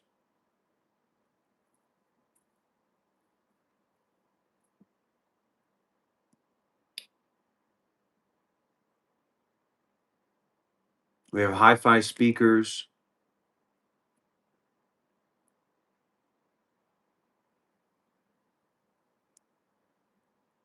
Yeah, yeah, very true. Very true. House of Mirrors. No, donations are great, and it's an important teaching methodology, at least from my perspective, when it comes to meeting each other energetically in the way that I teach and the way that I share. And giving people the opportunity to do that is there's nothing wrong with that either. I'm very happy to support people financially if I believe in them and I want to support their work and what they're doing. I think that's good. But there's no, even though I have all the money that I could want for whatever I want, 100%. I'll just go and buy an OLED TV just to make everybody understand I'm not a beggar. Um, but for me, the greatest value is not in money, but in relationships with other well minded people on the path. Panda Boy says, "Why am I lonely, narcissistic, loser who hates everyone and everything, and his whole life is a failure? Probably because of how selfish you are and how much you think about yourself." Listen, outside of saintly people and, communities, deep relationships, Nobody's thinking about you. Nobody cares about you. And if you add together that nobody really cares about you to this deep, constant focus on yourself, your life is going to be a nightmare. Get out there and volunteer. You want to improve the quality of your life? You got to work for that. You have to be able to listen. If you've got a cup full of bullshit that you know sucks, and you're not willing to empty any of that cup to receive new information and be supported, then nobody can help you. And Striper quotes me and says, if someone doesn't donate in 10 seconds, I'll turn this chat off. Yeah, it's a fucking joke.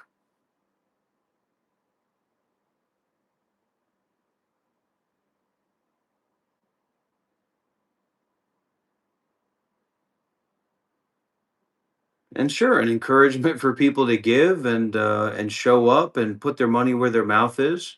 Because this is deep work that we're doing here. We're not just fucking around and bullshitting. And if people are just hanging around here thinking and disassociating, I don't want that. I want people to feel challenged and I want people to feel invited. Well, I'll tell you what's not a joke, Kion Senzu. My 5070 OLED laptop that's the best laptop that I can imagine, the highest line laptop that I can imagine isn't a joke. My Samsung S Ultra tablet, which is the best tablet on the market, as far as I'm concerned, is not a joke. I mean, I guess you could go for iPad. My S24 Ultra isn't a joke. My iPhone 16 Pro Max isn't a joke. The homes and land that me and my wife are looking at to purchase here in Vietnam isn't a joke. So let's not go down the bullshit road. It will run GTA 6, but it will run GTA 6 like a year after GTA 6 releases because it's going to be a console exclusive for like a year. So I very well may go and purchase, I don't know if they're going to release a new one before GTA 6 comes out, but a PS5 Pro or an Xbox X or whatever the hell it is, so that I can invest my time, and that's going to mean getting an OLED TV as well to invest my time in my GTA 6 career. I don't know what elements they're going to have in that. No stink, no smell. We eat good food. I had salmon tonight. Tomorrow we're thinking about having sushi. We're looking at taking a vacation for a couple months in South Korea before we buy this property here in Vietnam. We're looking at taking a vacation to Pokhara, Nepal, which is out nearby like the Himalayas, spending time out there, me and my wife. So, oh, okay. All right, Kian Senzu. Take you where? GTA 6 is not out yet.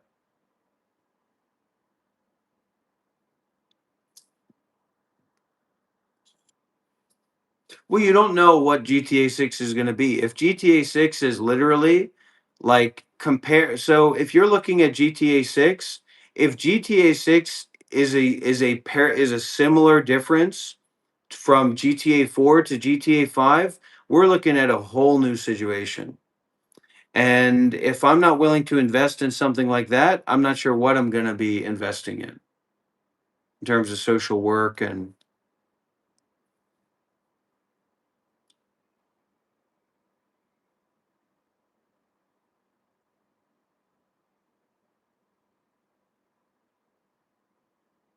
that's a good song. I haven't listened to for a while. Thank you for that, Kyon Sensu. This is an old song, a old heart song for me.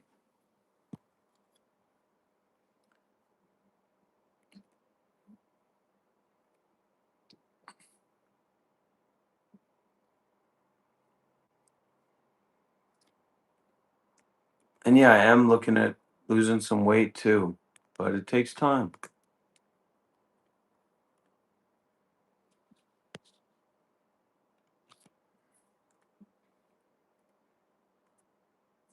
But I'm very financially independent and all that kind of stuff. So I'm successful. I'm a success story, baby. Hey, baby. Oi, oi, oi, oi, oi, oi, oi. That's my dog. That's my dog for sure. That's my dog. That's my dog for sure. That's my dog. Me and my dog. We ain't tomorrow. Me and my dog. We ain't tomorrow.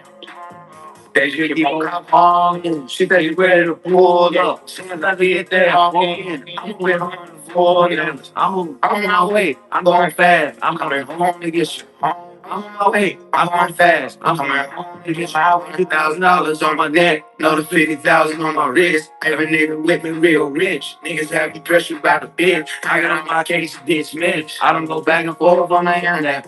Real niggas don't get in there. I'm trying to get it on the mouth for real. I'm trying to get it on the mouth. Me and my dog, we trying to run your house. We want them bricks, we want the money, you give all the pounds. I can't be fucking these little bitty bitches because they be running their mouths. I'm really running this town. Frank me with watch for my wrist. Another 30,000 in my fit. Cody doing all in my piss. I don't take drugs no more. Baby mama tripping about a bitch. I'm just trying to take care of my kid. I've been in the trenches getting rich. I don't know where to go. My dog for sure. That's my dog. That's my dog for sure. That's my dog. Me and my dog. We get him tomorrow. Me and my dog. We get him tomorrow. They just keep on calling. She said you ready to pull up. Since I get there, walk in. I'm with on the floor now. I'm on my way. I'm going fast. I'm coming home to get you. I'm on my way. I'm going fast. I'm coming home to get you. My west down, rollies for the click. Got these bitches dancing on the dick. They gon' wait in line for this drip. I'ma give them my damn deal. I'm trying to kill it for the real. $30,000 in my ear. I ain't gotta sign no deal. Made a half meal last year. I just came home from the can. 20 damn over the man. I was nigga feeling like a man. All these bitches knowing who I am. Hit the ground running, I ain't playing. Put on your bricks in the van. Give 1,000 pounds to my man. Throw the money as fast as I can. Time to the streets, know it can. Bitch trying to rip me out my pants. Cause they heard a youngin' getting bands. They don't know how it ain't going for nothing. I only gave a bitch a couple hundred. Big dog, nigga, you a runner. Run off the floor, don't take my number. Drop top coops for the sun. That's my dog. That's my dog. Yeah, that's my dog for sure. That's my dog. Me and my dog. We gave him two in a row. Me and my dog. We gave him two in a row. She keep on calling. She said you ready to pull up. That's when I get there walking. I'm with her on the floor now. I'm on my way. I'm going fast. I'm coming home to get you. I'm on my way. I'm going fast. I'm coming home to get you.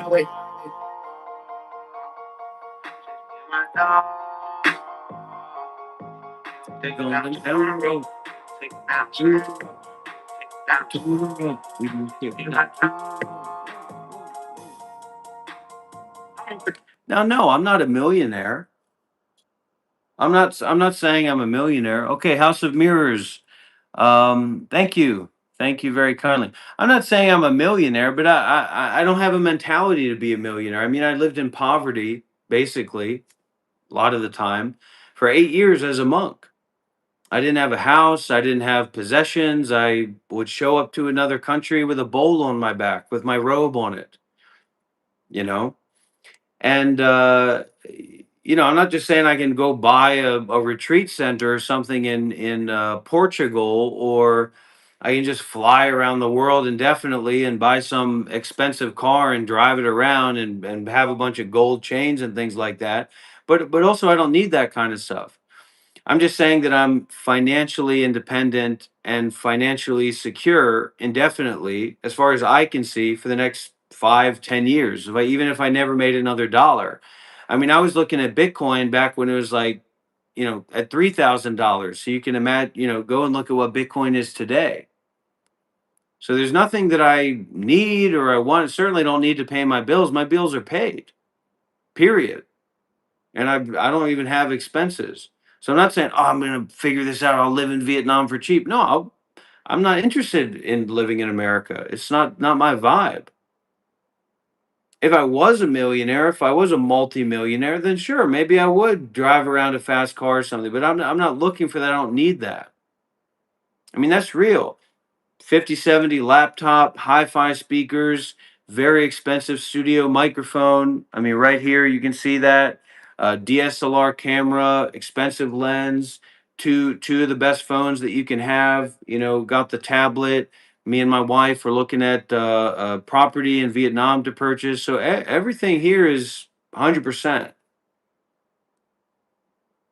There's nothing here. What am I going to do? Something like that. So I just want to be clear about that. No, I'm not a billionaire or a millionaire, or just have hundreds of thousands of dollars. I'm not saying that I can just go around and spend $100,000. But I'm not saying that I don't have $100,000, and I'm not trying to put all my private, personal, financial information out there either. Right? I have boundaries too.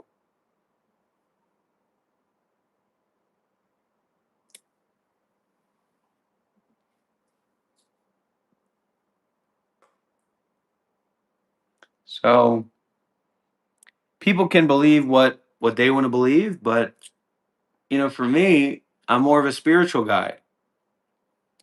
I was a Buddhist monk for 8 years.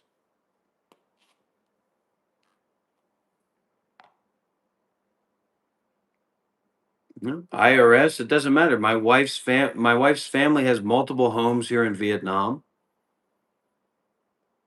There's not, you know, I can live very minimally as well. It's not like I need a bunch of money,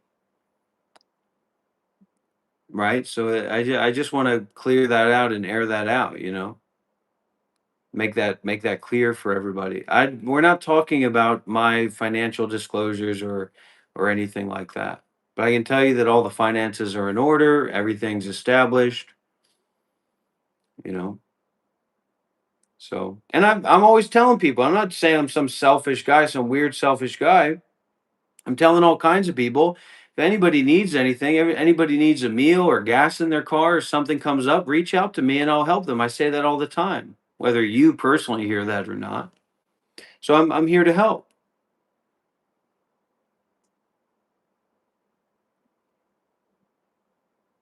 So I don't know that there's so much more I want to say tonight. But I can tell you that I use OLED or above. I don't use anything that's not OLED, and I don't use anything that's 1080p either.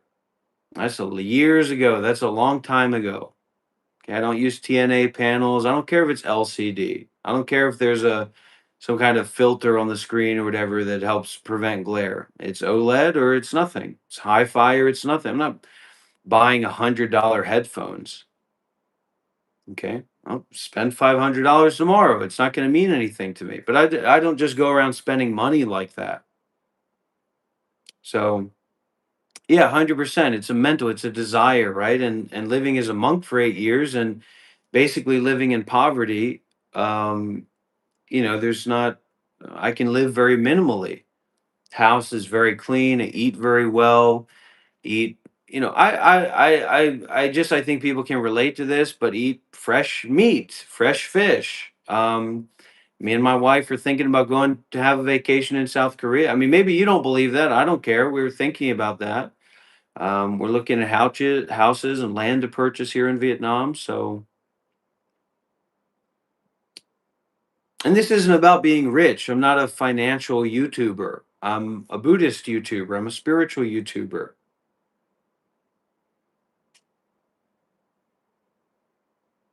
And I don't have anything to prove to anybody. This is just, me living my life. And I know people talk about nobody cares, nobody cares, nobody's interested. Well, what I can tell you for sure is that I am not interested in your live stream. That's what I can say for sure. You being here watching this live stream might seem like you're interested in the live stream. Hey, look, that's just what people are saying. I'm not saying that. But in terms of not caring or not being interested, I can just speak for myself. I'm 100% not interested in watching your live stream. Anybody here. So I don't know why you're here watching my live stream, but I guess there must be some interest from your side, and that's your business. This is anybody can come and watch this live stream. This is YouTube. I don't own YouTube.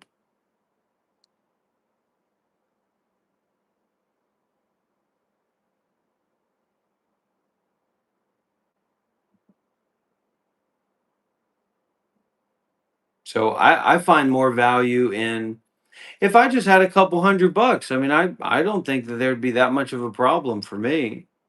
I'm not going around trying to buy different houses in different countries, and I don't have a bunch of big goals in that way. I'm financially independent. I don't have to worry about my bills uh, for the probably for the rest of my life.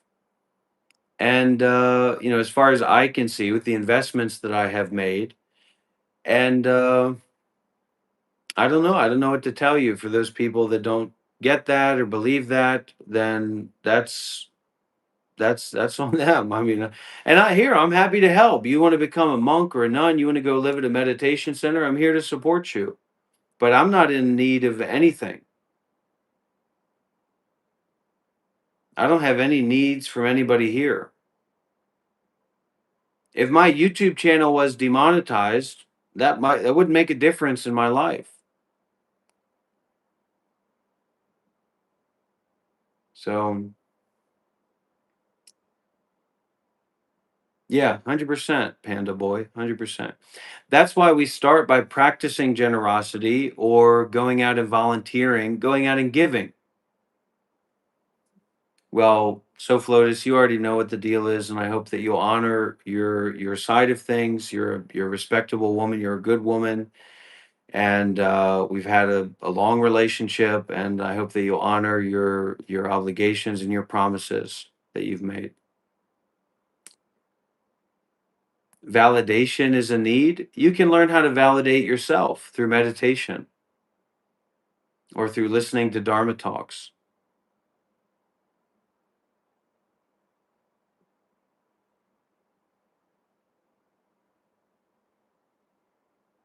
I can validate myself by, turning off the live stream and finishing this anime that's I'm on the last episode of Baki. And that's the thing that a lot of people don't get is some kind of weird idea of me being like there's piss in my room and like that I wear clothes that are dirty and that I have like these low standards or something like that. Look, if I'm watching an anime, okay, this is a 25-minute anime episode. This is a 1 gigabyte file.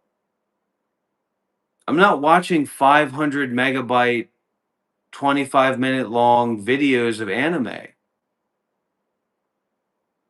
I regularly download 20 plus gigabyte files of movies. Right now, I'm downloading here. I will tell you what I got in my downloads right now. Treasure Planet. Anybody here ever seen Treasure Planet? It's a 22 gigabyte Treasure Planet file. I'm not watching that on, oh, you're downloading this big file, but what are you watching? I'm watching it on a 2560 by 1600 OLED panel.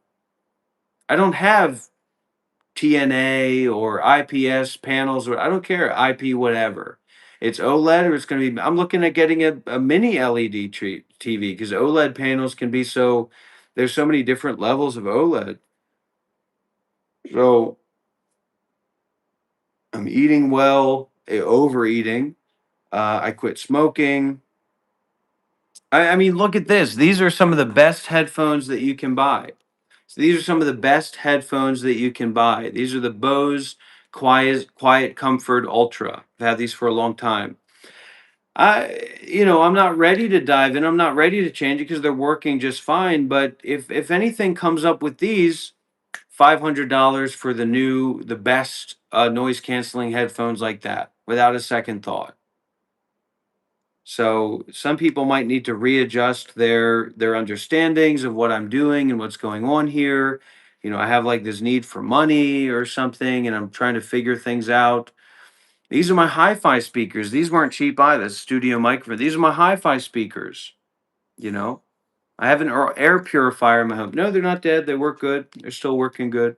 I probably just need to replace the panels and things like that.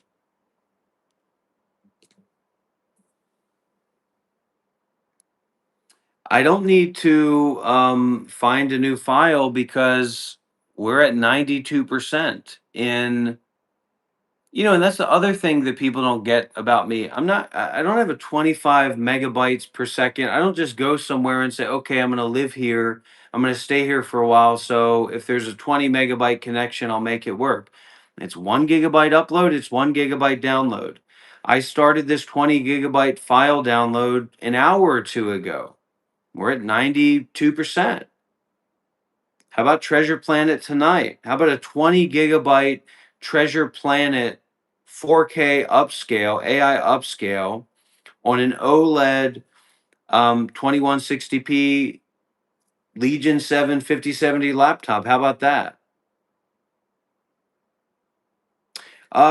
So canceling the noise inside your head is not really the best way to approach it. It's more like changing the relationship with the noise that you have in your head. So instead of getting twirled up and dizzied, I'm getting a little bit dizzy because of the zins. Instead of getting dizzy by the thoughts in your head, you reorient your attention to something more stable, such as breathing.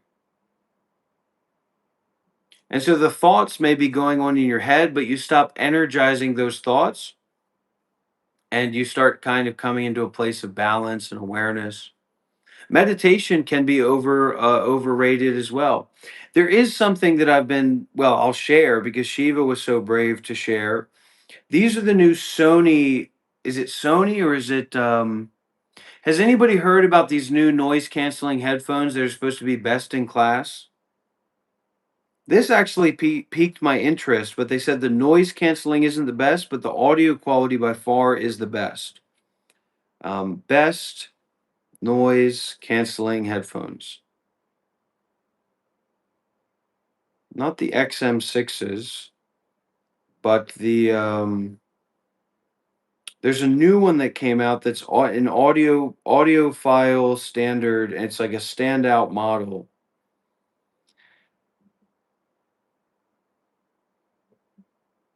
It's not the Sony, it's not the Bose, it's not the AirPods. It's geez, what is it? It's kind of a surprising development from a brand. So many people don't have taste. Uh, geez, is it the Sony? No, it's not the Sony's. Hi-Fi.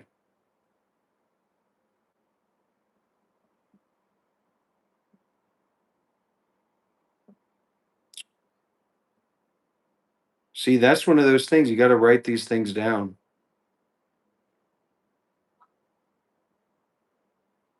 I think it's the Sennheiser.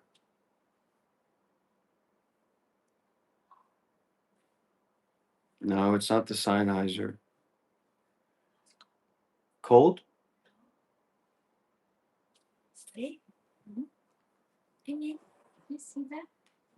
He want to go. He want to start his own live stream. That's what he say. But I don't know if he's live. Oh. Anyways, we're looking at getting some new noise canceling headphones as well.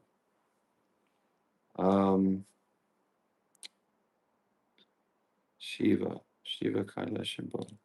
Oh, he is live. That's great. His direction is that morality is a critical thing for you to follow and abide by in this life, in this game of life. We're living this game as we have these human characters, you too. We don't know where we're going, where we came. So I'm happy with my wife. My wife is older than me. She's very devoted. She's a very good housewife, traditional wife. You in America we'd say a trad wife. What we have here is a trad wife situation, and she needs to learn to mind her own business a little bit more. I don't want to go into the details of that, but she sometimes she doesn't know what's good for her, and she's a real woman, and it takes a real man to help a real woman be a real to help a woman be a real woman. Um, no, so yeah, some people are interested in this, right? It's so there's been a long dialogue, and I've had taste for a long time. I've been using the newest phones and the best technology for a long time. I made it work. I wasn't always financially successful, but I made it work. Um, there's a new phone because there's all kinds of new phones. There's a new headphones. There's been a lot of information out there about the noise canceling headphones not meeting like hi-fi standards. So you have your Bose, you have your Sonys, you have your AirPods Pro Max, etc. And I've tried all these things. Um, but there's a new one that came out where some of these guys who are the hi-fi guys actually said these stand alone. And right now she's digging her elbow into my thigh. Honey, this is hurts. This hurts. And very tricky woman as well.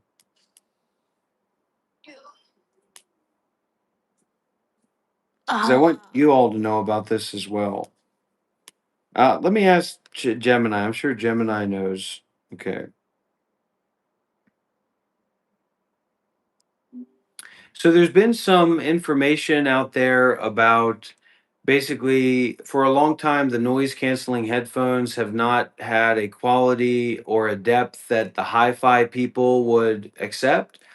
There was a recent headphones that were released literally in the past 6 months or so, what is very hi-fi standard noise canceling headphones. It's not the Sony, it's not the Bose, it's not the AirPods Max Pro or whatever that is. Of course, do you know what that one is?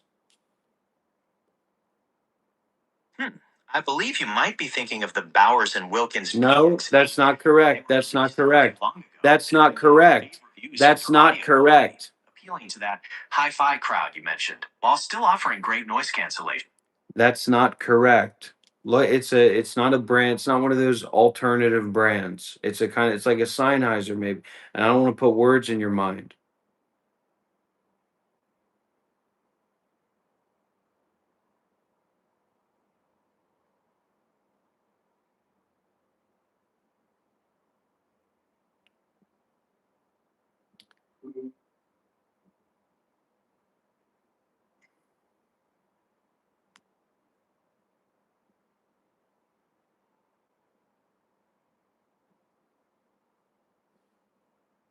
Nope. That's Anyways, I promise you that there were recent high I'm not lying and tricking people about it. There were recent hi-fi headphones that came out that were said were a very high standard, but these work just fine. And that's what I'm saying. I'm not some rich, wealthy guy that says, I can't use these. I can use these just fine. If they work, they work. The 60 series hasn't been released, so my 5070 laptop is going to work just fine. There's no problem with that. No, I'm not. I said I'm financially independent and successful. I didn't say that I'm a millionaire or something like that. I'm saying that $500 is nothing to me. Okay? If it meant that people were going to be seriously interested about Buddhism for the next month, I'd burn $500 right now. Okay?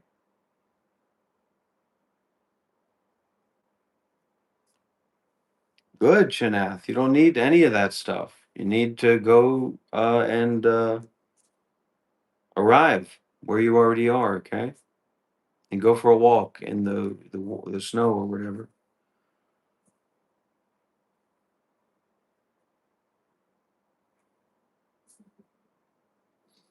And the whole motorbike thing was kind of like a meme that was supposed to be me making fun of Shiva raising money for a phone, which is probably not very nice.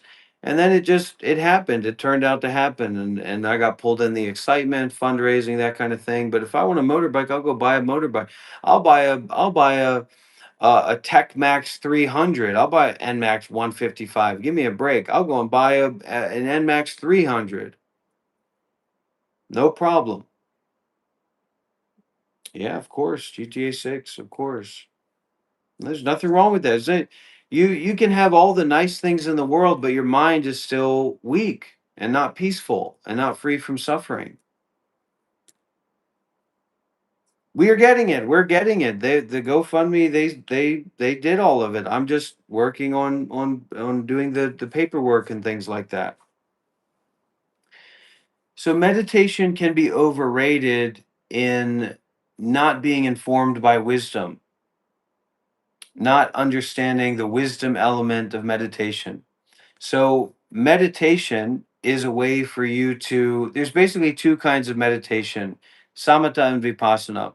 Samatha is like concentration and peacefulness. So, your mind's becoming more sharp and it's becoming more peaceful. The other kind of meditation is vipassana, and this is like pointing toward the wisdom elements.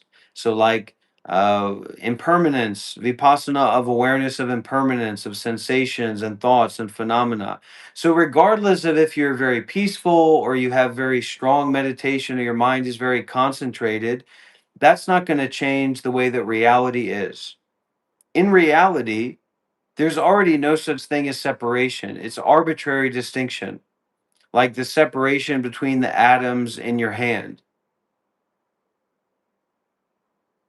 Space and matter go together. No, it didn't backfire. The meme went, I mean, it was totally fine. If we do some fundraising for a bike, there's nothing wrong with that. I just don't want people to get this weird idea that somehow I'm poor or I'm like making ends meet or something like that. I'm just some kind of insane guy who's begging for money online, because that's not the case. I don't even want a bike.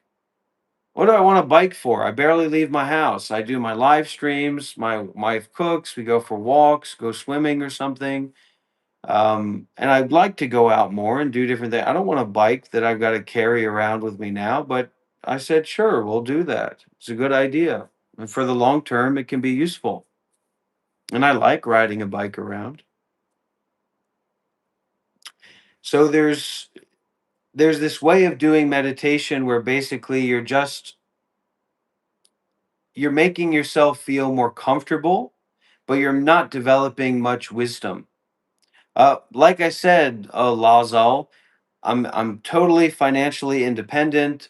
My bills are paid for the rest of my life, as far as I can see. I don't know what, there's medical emergencies. Who knows what can happen? But as far as I can see, the next 5, 10, and I'm not looking like that, but indefinitely, I'm totally financially independent and successful. I have a DSLR camera with a very expensive lens. I have a studio microphone that's very expensive. I have hi-fi speakers. I have the best technology. If there is better technology out there for the work that I do, if there is a phone that came out today or that came out right now that had better quality or what I need to do my live streams and my work, I'm just going to go and buy it. So I just want to be clear about that. Me and my wife are thinking about going and taking a vacation to South Korea for a few months. Just like that. We'll go tomorrow. And I'm not going to be, oh my gosh, I've took this vacation. I've got to buck her down. No, I don't have to buck her down. I'll go to South Korea for 3 months with my wife. Then we'll go to Nepal for 3 months. Then we'll go to Thailand for 3 months, staying at nice places, staying at villas. We like silence, we like a nature connection, and come back and buy the property, buy some of the houses, the homes and properties we're looking at here in Vietnam. My what? No, I'm not saying that that I need to do that right now, because we're taking care of some things in Vietnam, but we're just talking about that in the near future. And I'm just trying to convey that there's no financial need for me to do what I'm doing in terms of live streaming. I'll burn $100 right now. $100 doesn't mean anything to me. $500 doesn't mean. I'll spend $1,000 tomorrow on whatever. Doesn't mean anything to me. But I'm not talking about that I'm just foolish and I go and spend money and waste money. I'm just saying that financially I'm independent and successful. I eat very well, fresh meat, fresh fish, very high quality rice. We have an air purifier in the home. This is Ho Chi Minh City, so there's sometimes the air quality is not so good. Everything's clean, everything's nice. 5070 laptop. Um, Usually I don't stay in places without a bathtub, but it's not really that big of a deal. And we were looking for a short term apartment as we took care of some things and looked at different properties. But we ended up signing a lease here, so we're hanging out, and it's a nice place. It's quiet, it's good, strong internet. I got my setup. I have all these things here, so it's great.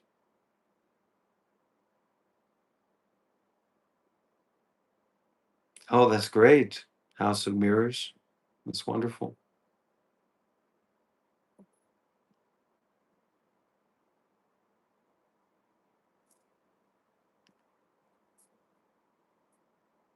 Oh, that's really nice.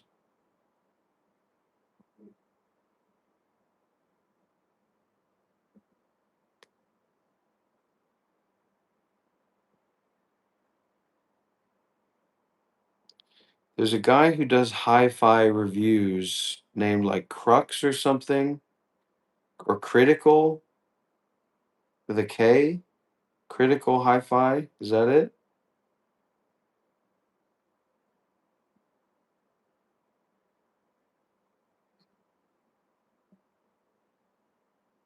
They need to put the AI into everything so that they there's a guy that goes by something like Critical Hi-Fi. You know who that is?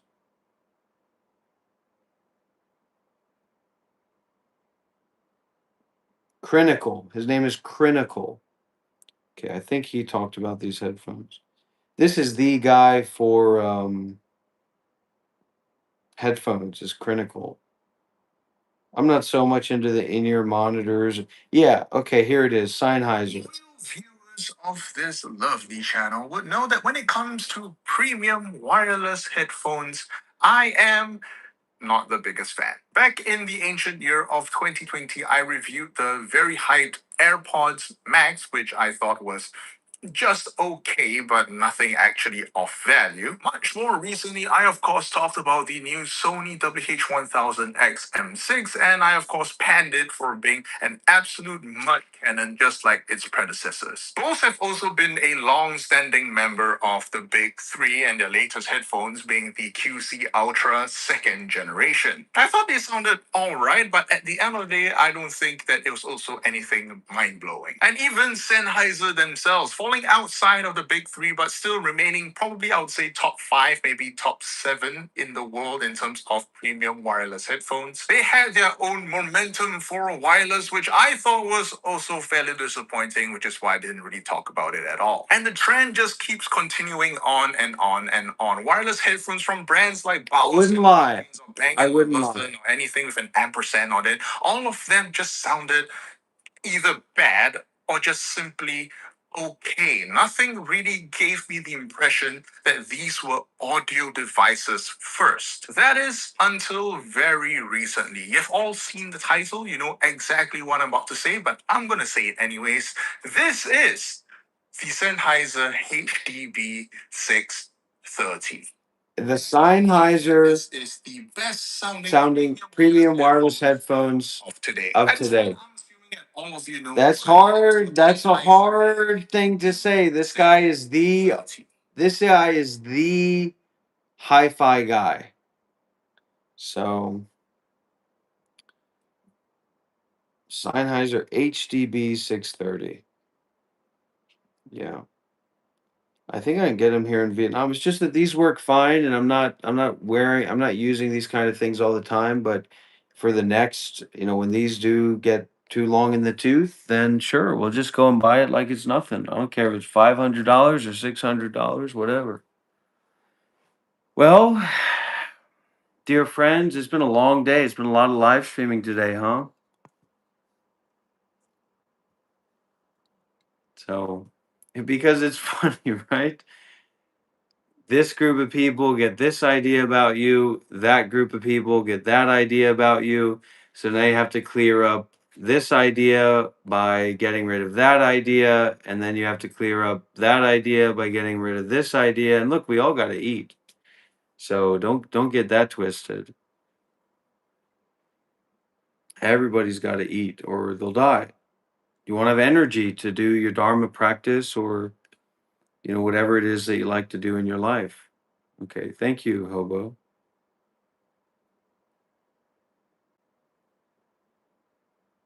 Mention and the energy behind this and the reason why you're saying this. So it's wrong. That's just a little word, F.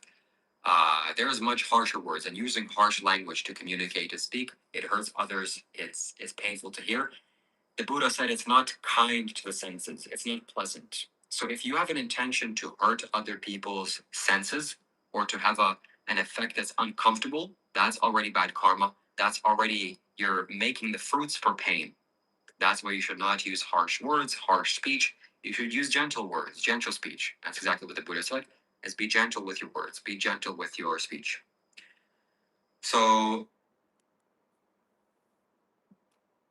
it's not just about me and you. There's a whole world out there of people who are in poverty mentally or materially, physically, or whatever. So, I'm okay with my hair. I mean, I go out and I get a lot of looks from a lot of women. Whatever. Maybe it's because I got a lot of money in my pocket. Maybe it's because I'm a Westerner, so I stand out. But I can tell you that there's no lack of social support for my appearance here in Vietnam. We get a lot of looks from a lot of ladies. So,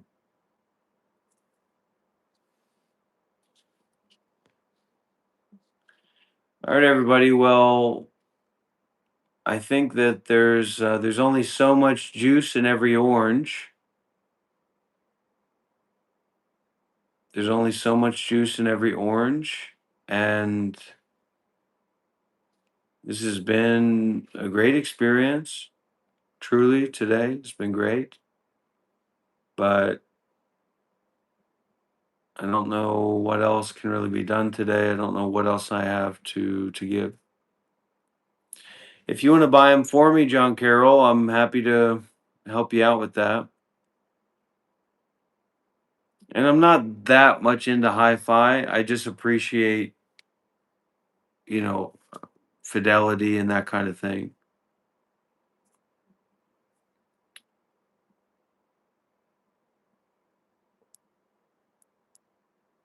I'm pretty happy here in Vietnam. But go to Thailand. I've lived in Thailand a lot.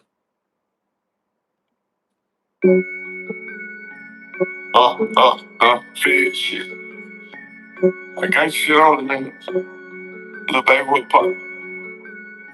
I can't be holding no handguns unless that bitch come with 30. I can't be fucking these dog hoes unless that bitch come with a buddy. I can't be driving no regular cars, that bitch gotta come with a button. I was a broke little while back, now I'm up all the time. I can't be rapping free, they gotta send me the budget. I can't be fucking these hoes raw, I need to slip on a rubber. I can't be rocking no plain chain, both of my watches be flooded. I can't be drinking on regular soda, all my cups be muddy. I just came home with nothing. Now I'm up all of a sudden. Now I'm up all of a sudden. Now I'm up all of a sudden. Hey. Money bag. I'm with the movement of money bag. I'm with the grid. You're gonna be for the money today. Give me a load, I ain't coming back. I ready to shoot where your stomach at. We gon' blow where your mama at. Running through holes like a running back. We fuck you breaking your number back. You better, you do better. I claim your whole thing, you better. I'm on the back, we want to feel better. Full pocket, you can't do better. I can't be smoking no handguns unless that bitch come with a 30. I can't be fucking these dog hoes unless that bitch come with a buddy. I can't be driving no regular cars, that bitch gotta come with a button. I was broke a little while back, now I'm all up of a sudden. I can't be rapping for free, they gotta send me a budget. I can't be fucking these hoes raw, I can slip on a rubber. I can't be rocking no plain Jane, both of my watches be flooded. I can't be drinking on regular soda, all of my cups be muddy. If I said fuck you, I meant that. With this coupe, I ain't rent that. That you saving, I spent that. And if you want to smoke, you can get that. I just want proof the back end. Fuck, I hit it from the back end. Pull on a rat while digging her. All up later, I get bigger. I get that bro, real for me. I'm in the trap with the drugs on me. I just let bumps all up, exclusive gang. Fucking fuck like a dub on me. Diamonds wet like a tub on me. Hurricane Harvey flood on me. Let the spot with the dub on me. Won't get the spot with these tug on me. I can't be toting no handguns unless that bitch come with a 30. I can't be fucking these dog hoes unless that bitch come with a buddy. I can be driving no regular cars, that bitch got with a button. I was broke a lot while back, now I'm up all of a sudden. I can't be rapping for free. They gotta send me a budget. I can't be fucking these hoes raws. I had to slip on the rubber. I can't be rocking no plain Jane. Both of my watches be flooded. I can't be drinking on regular soda. All of my girls be flooded. I just came home with. So I'm not that's not my style exact, but I live that life in a lot of ways. That's just not rap, that's talk. I live that life. People who know me know that's the way I live. I talk to people like that. I tell people that flat out. I said, I can't be rapping for free. You got to send me a budget. Then you show up and there's some confusion. It's a whole mess. But that's the spiritual side. You know what I mean? So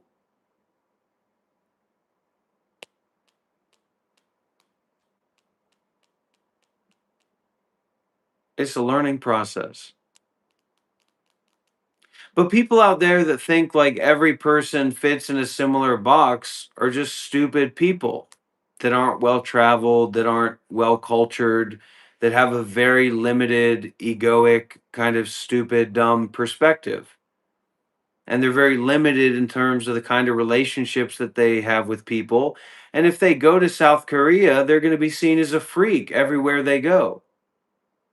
If they go to Thailand, they're going to be seen as somebody to be kind to, but that's ultimately totally ignorant and, you know, a freak, an idiot. So if that's the way that you want to live your life, you can do that, but not everybody fits into the same box. And American culture and the American way of life and American being raised in that way is not some like ultimate standard for reality in life. What's going on, Shiva? Did you get trolled too hard? You know what other questions you have? I'll be happy to read them.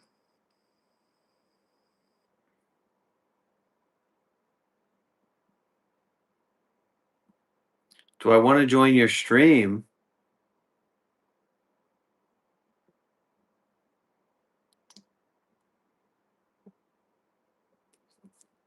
Can't even hear him. Yes, I did get trolled very, very hard. In fact, I had to turn on members only. I'm answering. I want to join your stream. Dr. Off's question. Yeah, you should join my stream, and I'll tell you the reasons why. Because Have you received some information? the reason why I want you to join my stream is because I'm just a few days away from acquiring my new piece of technology, which will help us live stream for many, many years to come. I'm not thinking about this short term, I'm thinking about this long term. And right now you have two phones, I only have one phone. This is only appropriate for you to do this with me. Good for you, Paul. Do it. Learn about Buddhism. What do you want me to suck your dick because you want to learn about Buddhism? Learn about Buddhism. What do you want me to do about it? Financially, I'm sure I'll give you some gifts financially. Maybe buy you like a little hot dog or something. You want to fuck me? Should I let you fuck me because you want to learn about Buddhism? Great. Good. You and me both.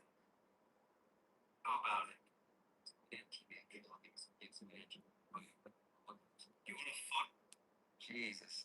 Fuck me. Want to learn about Buddhism? Great. Good. You and me both. Somebody wants. I mean, come on, give it a fucking break. I'm financially independent. I was looking at Bitcoin when it was at $3,000. What is Bitcoin at now?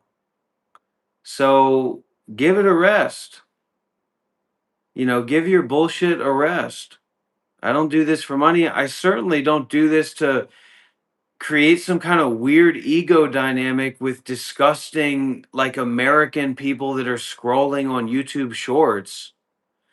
Paul in Wisconsin, my chance.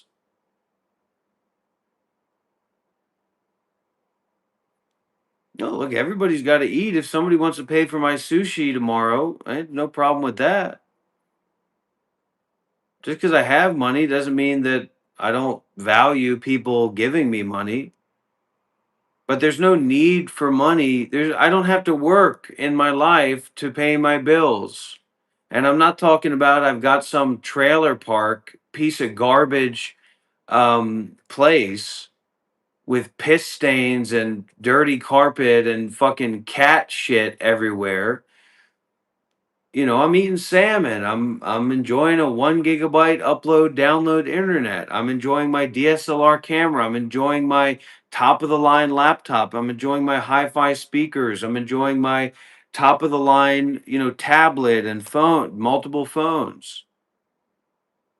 So uh, I'm not just listening to people online. If somebody shows up and tells me what to do, I don't give a fuck. Go and mind your own business.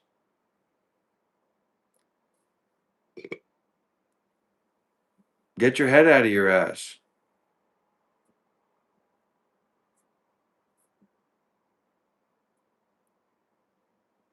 You want to make me into a lolcow, that's fine, but you're not going to convince other lolcows to deal with this.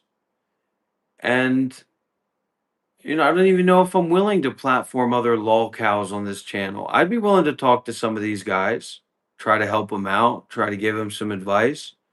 But what I can say is that I'm financially independent, and I have been that way for quite a few years. So, like I said, I was looking at Bitcoin when it was $3,000 a piece. Look at how much it is now. Yeah, I'm a very funny person, dumb idiot, uncultured freak. Look at this lolcow. He's so unaware of himself. Let's get a bunch of trailer park people that live online in fucking piss soaked apartments to make fun of this guy. Let's find a bunch of freak people online that like to make fun of disabled people and mentally ill people, and let's get him to show how uncultured this guy is. Let's milk him. Yeah, you're gonna be milking me while I'm soaking in the hot tubs in the jjimjilbangs in South Korea.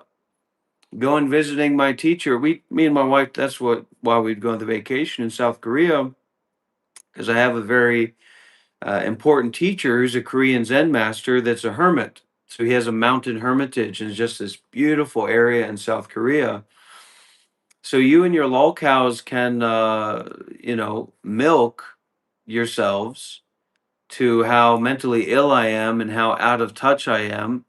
Um, all you want. It's just stupid. So you're welcome here. I want you to be here. Abyss Phi TC. Okay, I'll take a look. I'll see what it says. I'll see what it says. Abyss Phi TC. How much do these cost?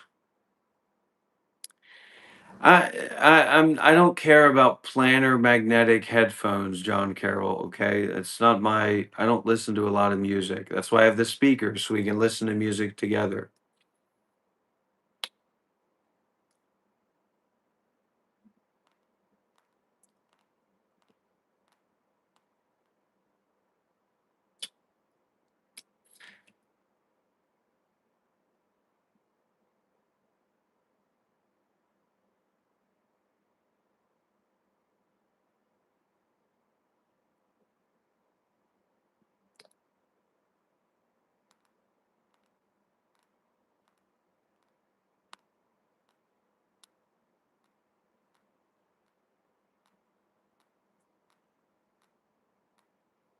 Some hi-fi Vietnamese speakers, like a Swan or something.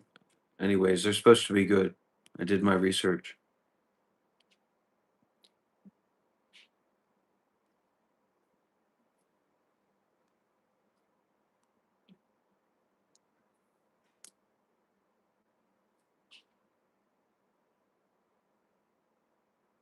And you're right. And the lolcows are right. The lolcows are right.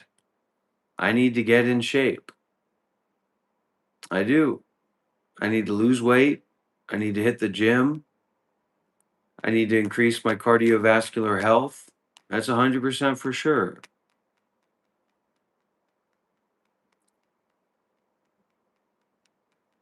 I'm not talking about being some lunatic millionaire investor. I'm just saying that I invested. I am an investor, not a millionaire. Um, I can't just go around and buy apartments and houses in Portugal, but I'm very financially independent, and I will be for the indefinite future. So unless you're going to hack my bank accounts, and of course I don't just have one account where all my money is and my investments are, then I'm going to be financially independent for the indefinite future. So that's just the situation. I don't know what to tell you. No, 100%. I mean, I'm in a position where there's nothing for me to buy. Sure, if I was a millionaire or something, if I had tons and tons of money, sure, I'll get a car or so. But we don't even use cars here in Vietnam. We use bikes, motorcycles. If I need to hire a lawyer, I'll hire a lawyer. It's not outside of my economic zone. I don't need a public defender. I'll hire a lawyer.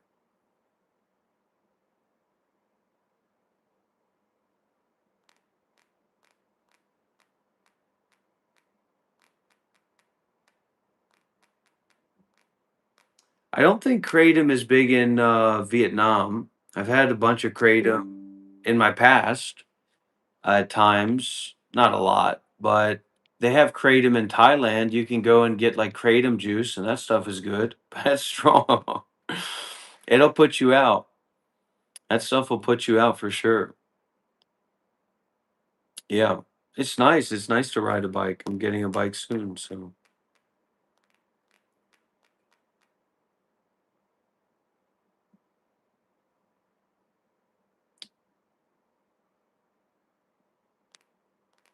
This idea of being wealthy, that you have to be some like lunatic person that's a millionaire that's going and spending thousands of dollars on t-shirts and stuff. Yeah, I could go and spend 10 grand on a fucking shopping spree and buy some bullshit clothes. But guess what? I don't give a fuck about bullshit brands. And if I went out and spent $10,000 on clothes, wouldn't be any skin off my back, but I don't care about that kind of stuff. Now, like I said, if I was a millionaire, then and I really didn't care to that degree, then sure, I'll go. I guess I would shop at a place like that just out of convenience. But my wife makes clothes for me, and we buy the fabrics ourselves. So we don't need to buy a bunch of stupid, expensive clothes. And however the world is today, a lot of things are economical. High-end DSLR 4K camera for live streaming, studio quality microphone, the one of the best laptops that you can actually buy as somebody who's a traveler who's minimalistic. Um, the laptop that I would want is the laptop that I got. So it's very economical. Thank you, John Carroll, for the $20. And if I was at your house, John Carroll, of course, I'd love to um, try out these. It's about $6,000 headphones. I'd love to try them out, but you have to buy an amp and all that. So no, it's not out of my price range. It's not out of my economic position. But I'm not looking to carry around $6,000 headphones with me. It's just not my thing. Maybe when I'm older, maybe when I'm in my 50s or 60s, it might be something I'd want to get into. All my stuff is good. I don't use anything if it's not good. I wouldn't use these if they weren't good, whether they're cheap or not. I wouldn't wear these clothes if they weren't good, if they weren't cotton, if they weren't natural fabrics. I wouldn't use a webcam. Just I've got to do my live streams. I got to get a webcam. I wouldn't use a phone I mean, Shiva uses like an iPhone 13. I would never use an iPhone 13. Doesn't even cross my mind. I eat salmon. We eat fresh meat and fresh fish. We keep a clean house. Everything here is good. And if it's not good, then you probably won't see me using it. And so you see something like this. I'm supposed to be some crazy, because I'm wealthy, because I have money. What I'm supposed to buy new headphones just because these don't look appealing. They work just fine. Whether I'm inside or I'm outside, they work just fine. So I don't need to go and buy new things. Works great.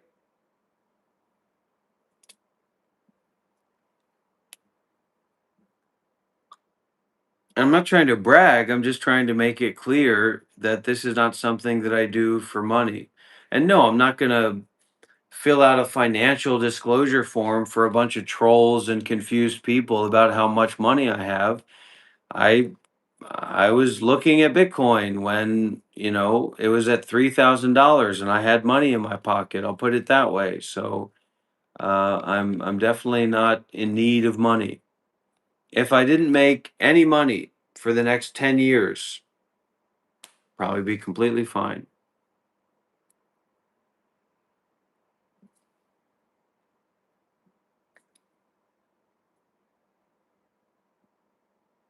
Like I said, I'm not going into all the details about it. I'm just saying that I'm not staying in a cheap hotel, um you talking about when I'm gonna be able to afford get and I'm not trying to be mean to the guy. I'm just saying we're in a totally different situation, right? So you have one guy, Shiva, and I'm just saying that I'm not in that situation so that people can understand me a little bit. I'm not trying to pocket watch, I'm just saying I'm not staying at a cheap hotel in Vietnam asking people to help me upgrade from an iPhone 13. And maybe I should talk. I don't know if I need to like talk more about this, but people get really confused about my identity, and it seems to have something with them thinking that I'm some kind of like homeless person in America begging for money online and trying to get people to like parasocially be invested in my life so I can pay my bills. All my bills are paid. This we signed a 1-year lease on this apartment and more expensive than we were looking for, but it fit all of our needs. It's a nice place. 2 months deposit. If we want to go, then we'll just go. 2 months deposit doesn't mean anything. Be good if we could get it back, but if you break your lease, you can't. It's not a big deal. It's not a problem. There's no scarcity here. If I want to buy $1,000 or $2,000 headphones, I'll go buy them, and it's not going to make a difference for me paying my bills or anything. Oh, he binged. Now he's back on begging for $5 bills. I don't beg for $5 bills. I don't need $5 bills.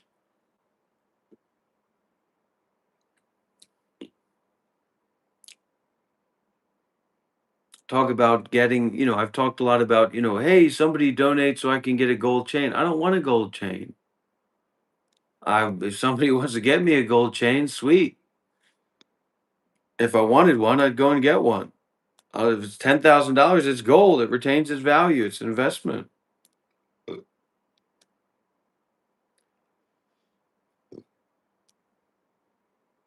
And I've primarily de-invested from cryptocurrency. So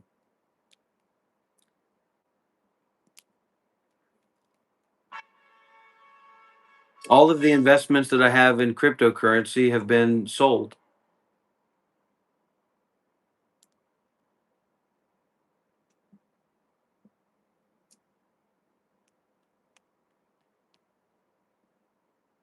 So maybe that makes people feel a little bit more comfortable that that I don't need your money. Maybe I need to make a whole video about how I'm financially independent and I don't need anybody's money. Maybe that would be good for people. But I'm figuring this out as well because I'm going from being a monk for 8 years to now being whatever I am now. And I am trying and looking to connect with a lot of people who are serious about maybe building something in terms of spiritual community, but certainly building their own spiritual practice like I am.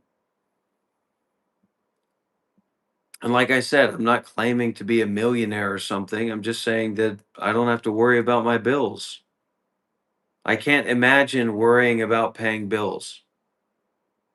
Somehow that makes me want to call out to my wife, and she's she's just comfortable and living. But so that's the situation. I don't have to worry about buying the things that I want to buy. I'm not in that situation. I can't imagine not being in that situation, frankly. It's possible because I'm not some billionaire, millionaire or something. Maybe somebody's going to hack my bank accounts, of course, my multiple accounts, not just have one account. Um, so if they do that, then I guess, I don't know, I can't imagine that. So, Somehow this feels because it's actually like a response to trolls and stuff, but in some way there's like a venting in me, and I think something that can help other people feel a little bit more comfortable because there may be this like pressure of need, and there is no need for money here, for better or worse. Sure, I'll go buy a new laptop, but I don't need a new laptop. This one's great. I just got this laptop a couple months ago in Australia. That's one of the things I'm trying to help my wife with because she's very I wouldn't say that she comes from a different economic background because I don't come from wealth. I didn't grow up like this. I mean I couldn't even afford weed growing up, let alone technology that I wanted. But she's pretty careful about money and more in tune with like standards of money here in Vietnam, so we get to save more money, be more conservative. Um, and we're not settled down. We're looking at a few different properties here in Vietnam. We haven't picked where we want to live just yet, where we want to invest. Yeah, is it a good time to buy gold? Maybe I'll go out and get something. But I'm not really a money guy. So even if I didn't have money, it wouldn't make that much of a difference on how I'm living my life. And I can't really imagine it, but I guess it would make some difference, but I can't really imagine it. I don't know, maybe a year in years from now. Yeah, I'm just moving on not biting my nails anymore, quitting smoking. And the next step is going to be getting fit, hopefully, being more physically healthy.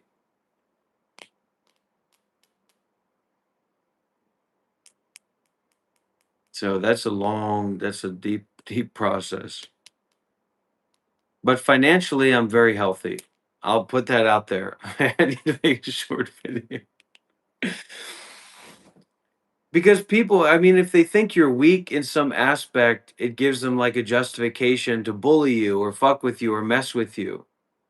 You know what I mean? And I'm not financially weak. I'm certainly not terms in weak in terms of life. So that would be a good idea. I don't know if they have any English speaking hypnotherapists. Ajahn Brahm is a great teacher to listen to. And he talks about he talks about, and I'm a young man, I'm coming into my own, growing, becoming who I am, I'm becoming who I'm gonna be. So yeah, I'm a wild and crazy guy. I'm a comedic guy. I'm not looking for a handout from anybody. Why would I want that? These things always come with strings attached.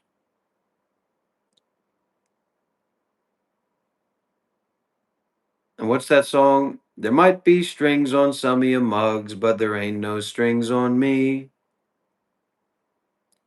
Something like a puppy dog singing that.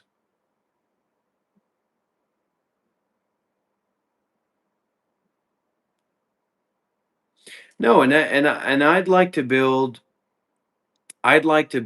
community in a way where because the best wealth that you can have even financially is in relationships. And of course, people that are in a precarious financial situation or like a fake middle class financial situation don't really understand this where that people in poverty understand this and people that are financially independent and wealthy understand this. But the greatest wealth is in relationships with other people that are reliable, that you can trust, that you can create bridges with. 100%. 100%. And I can't speak from a position of not being financially successful and independent. Um, but I put more value in the relationships that I can build with other people. And look, a lot of the people that join these live streams are stupid and Shiva, I'm waiting to join your live stream and you're not accepting it. So I don't know what the deal is. Send me another link. And I'm looking for people that I form relationships with in relationship to my vision. And maybe this being more clear about my financial situation will help people have a little bit more trust or a little bit more flexibility or willingness to talk about the vision because I might think it's some kind of financial grift for myself if they don't understand that I'm independently wealthy.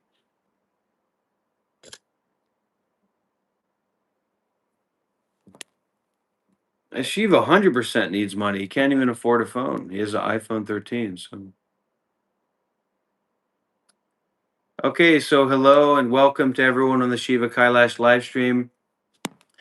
I'd like to get something out of the way. This is something that's been weighing on my chest, and this is something that's been kind of a sensitive situation for a period of time that I've been thinking about and I've been mulling over. And also, I don't like people like that. I don't like Elon Musk people. I don't like billionaire people. I don't like people who have that kind of mentality of this. I'm personally financially independent and wealthy, but I'm not in a position to take responsibility for a society or a community. To raise a child costs hundreds of thousands of dollars, you know what I mean?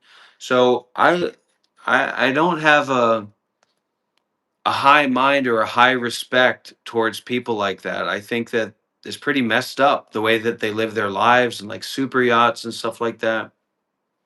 But the announcement that I wanted to make to Shiva's community, and I can kind of only do this in terms of contrast, is that I am independently wealthy.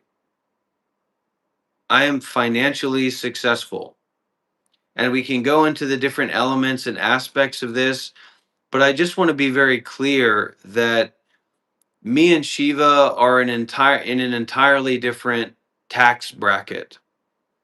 Now, in terms of taxes, I haven't worked for a long time, so it's kind of in investments that have been de-invested, a lot of cryptocurrency, and the taxes and all that stuff is not that big of a deal, and it's taken care of. But I'm not trying to be weird to you, Shiva. I'm just trying to create some contrast to clear out the situation for people that are confused about me. On one hand, and I'm not trying to be mean here, and this is maybe something that Mac guy, you got to watch the live streams, man. If you want, things are changing and things are very dynamic here. So if you want to keep up with the teachings and what's going on here and where I'm at and where all this is at, you're gonna have to tune in, man, and you're gonna have to follow because I can't just like follow you around, try to explain everything to you if you want to follow what's going on, if you're approaching it that way. So on one hand, you have somebody because we both have YouTube channels, right? Yeah. Shiva has a YouTube channel. I have a YouTube channel. Shiva does live streams. I do live streams. Sometimes I'm live streaming for 12 hours a day and I'm acting crazy. And sometimes I do get riled up and I get entangled in people's positions and things like that. So, Shiva, do I have your permission to do this, Shiva, and that you understand that I'm doing this for the sake of contrast and not like trying to be mean or weird to you in any way? Thank you for asking. Yeah, you do have my permission. Okay. So Shiva is 30 years old. I'm trying to do this in a way that doesn't sound like I'm like trying to berate you or be weird to you because I'm 100% not. And I love you and I'm here to support you. Okay, I retract my permission. And Well, that's- regardless, we have to go through this because I have to get this out. So okay, just because there's been a lot of confusion about me and my relationship with money and like my financial status. Go ahead. Thank you very much, Sarah. I'll read that. No, please read it now because just get this out of the way so I can go into this and share. Rob says he's stable, got money to spare, but the proof of that claim isn't really there. He says he saw Bitcoin back when it was 30. but watching the train isn't riding the journey. Okay. Thank you, Sarah, for your thank you, Sarah, for your joke. No, it's of course it's a funny joke, and I appreciate that. I 100% appreciate that because it's a very funny way to look at it. That, but that's of course I didn't say exactly that. And Shiva might be a little bit bitter. I mean, I can understand that too. So I want to go through this slowly, and I want to go through this in a way where Unbelievable. where it doesn't seem. And I just you inspired me to be more transparent, man. I mean, I never expected to come out and be talking about this stuff because it's a part of the show. It's a part of the the joke or the idea, the confusion about it. You know what I mean? So all right, so let me get a sec. Let me restart my live stream because this live stream was primarily about Shiva, and we're gonna move into like a financial disclosure thing. So excuse me, everybody, for a second.